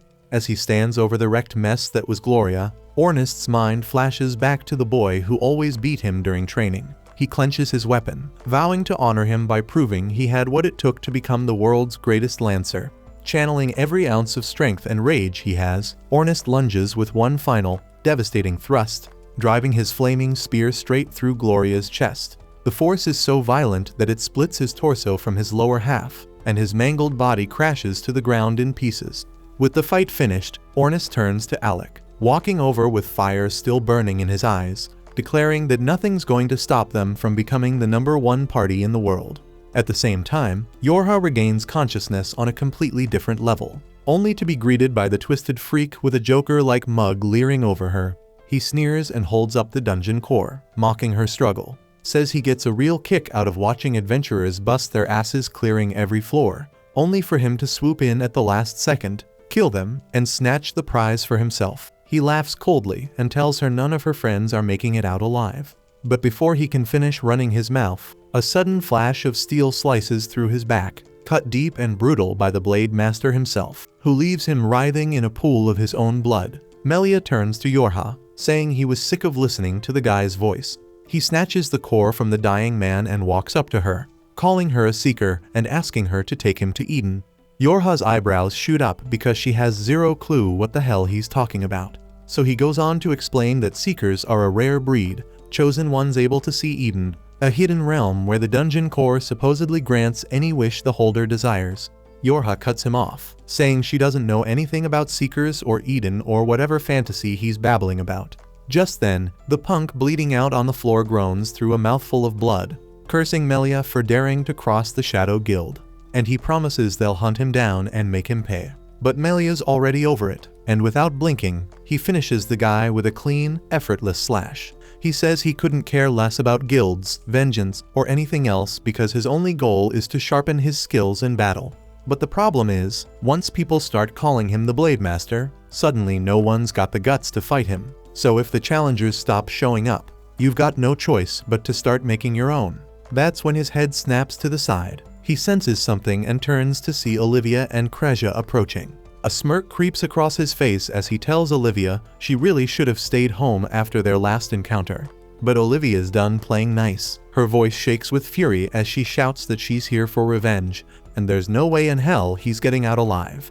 Yorha, seeing familiar faces, finally feels a flicker of hope and shouts at Melia to run if he wants to live. Ornest and Alec could show up at any moment, and when they do, he'll be outmatched and outnumbered.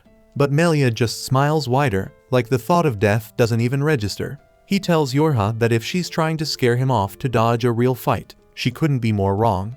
Then his grin stretches even further when he asks if the Alec she mentioned is Alec Ygritte, son of Arya Ygritte. Yorha freezes, confused as hell, demanding to know how he could possibly know that name. But Melia doesn't answer and just stares ahead, amused, and mutters that things are about to get really interesting. Up on the higher floor, Ornest finally collapses, completely drained after the brutal fight. Breathing heavy, he realizes he'd only slow the others down if he pushed himself any further, and admits that he's in no shape to keep going, at least not for now. Alec gives him a reassuring grin and tosses him a healing potion, telling him to take it easy, and promises he'll get Yorha back and make sure she doesn't get hurt. But just as he's about to head out, Ornest grabs his attention one last time and seriously warns him that this Blade Master isn't someone to mess with. That guy wiped out the dungeon bosses in one swing. And he even remembers how their class teacher once chewed him out for acting reckless and specifically warned that if he ever ran into that man, he should avoid a fight at all costs. But Alec just chuckles, telling him not to stress because he never makes a move without thinking it through. With that, he vows to bring the girls back in one piece, then vanishes in a flash, while Ornest leans back on the floor, finally letting himself rest. Meanwhile, down on the lower floor, Olivia charges straight at the Blade Master, her eyes burning with rage as she screams that she'll make him pay for what he did to her mother. But just as she's about to reach him, she suddenly shifts direction, vaults into the air, and grabs Yorha, pulling her out of harm's way. She drops her off safely and immediately shouts for Krasia to attack. Without missing a beat, Krasia unleashes her Arrow Rain spell, summoning a storm of glowing arrows that rain down all at once.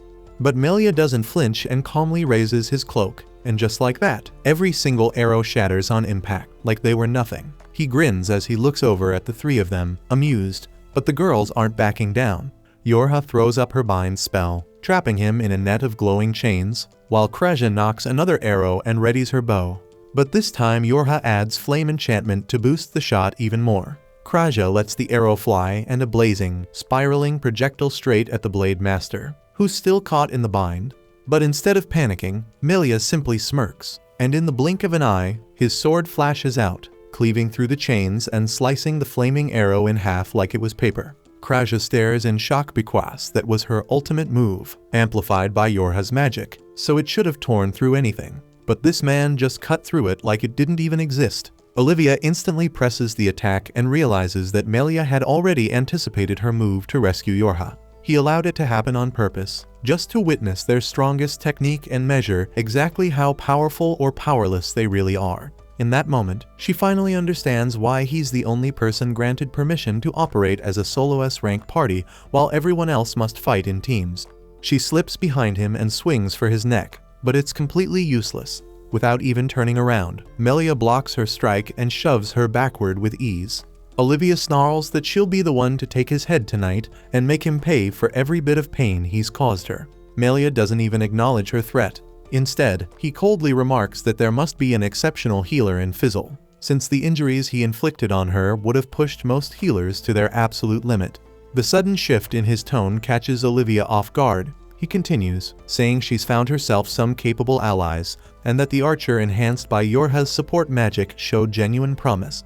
But his expression hardens as he adds that sadly, they will never live long enough to reach that potential. To him, they're nothing more than children pretending to be adventurers. He turns back to Olivia, sneering as he calls her a disgrace, saying he's thoroughly disappointed in how weak she's become, and asking whether she ever learned a single thing from him. He tells her she won't be getting any more chances to train because he's about to teach her one final lesson, and it's death. A freezing chill runs through Olivia as memories flood back of how, for most of her life, he was like a father to her, guiding her, shaping her, telling her she might even surpass him one day. That realization only fuels her rage further. She explodes forward with fury in her eyes, slashing at Melia with everything she has. But he stops her blade effortlessly, then smashes the back of his sword across her face without hesitation. But he doesn't stop there, and follows it with a brutal kick to her stomach that launches her straight into a massive boulder. Krasia can't hold back at the sight of it, and instantly fires an arrow at Melia. He casually snatches it out of the air and snaps it in half with his bare hands, then tells Olivia coldly that a person is better off alone, because loneliness is what truly forges strength. With that, he turns toward Krasia and Yorha and unleashes an overwhelmingly powerful strike that would have killed them instantly. But at the very last second, Olivia forces her broken body to move and throws herself in front of them, stopping the attack from reaching Krasia and Yorha. The blow tears into her instead, and she crashes to the ground as blood pours from her wounds. Krasia instantly drops down beside her, trying to heal her wounds, but Olivia urges her to save her strength and get out of there while she still can. Just then, Alec bursts onto the scene, charging straight at Melia with fury in his eyes, swinging his sword with everything he's got. Melia blocks the blow effortlessly with his own blade and shoves Alec backward. Alec sticks the landing, quickly tells the girls to look after Olivia, and then charges in again without hesitation. Melia remains composed, drawing his sword as they clash in a relentless flurry of slashes and counters, neither giving an inch. Both leap back to reset their stance, and Melia uses the break to taunt Olivia again, calling her pitiful, which pushes Alec over the edge. He charges again, but Melia sidesteps with ease. With a smug grin, Melia mocks him, saying he's a mage, not a swordsman, and if he wants to save his pathetic friends from dying a brutal death, he better start using real magic. That's all it takes to set Alec off, so he roars in rage, summoning a massive lightning dragon and hurling it at Melia. But the Blade Master doesn't flinch and plants his feet, braces himself, and with pure grit, he holds the beast back, deflecting the strike with his sword. Yorha watches in disbelief, stunned that anyone could even hold their ground against such overwhelming power. But Melia doesn't stop there, and he slices straight through the dragon like it's nothing, completely wiping out the spell with one clean strike. Alec stares in shock as Melia grins, blood trickling down from his forehead. He says Alec might be the ideal prey to satisfy his hunger, but mocks him for being a weak mage, claiming he didn't sense a shred of killing intent in that attack. Alec just smirks, thinking back to Ornest's warning not to go too far. Then he turns to Melia and says if he wants to witness real power, then he better pay attention this time. His body begins to glow as he activates his trump card, Limit Break. Yorha gasps, stunned that he'd actually use it. She reveals that Alec once created a forbidden spell of his own design, one that overrides his natural limits by drawing mana directly from the environment. It shatters every boundary and lets him tap into the full extent of his magical strength. With it, he gains control over all elements: earth, water, fire, lightning, and ice. But it comes at a price.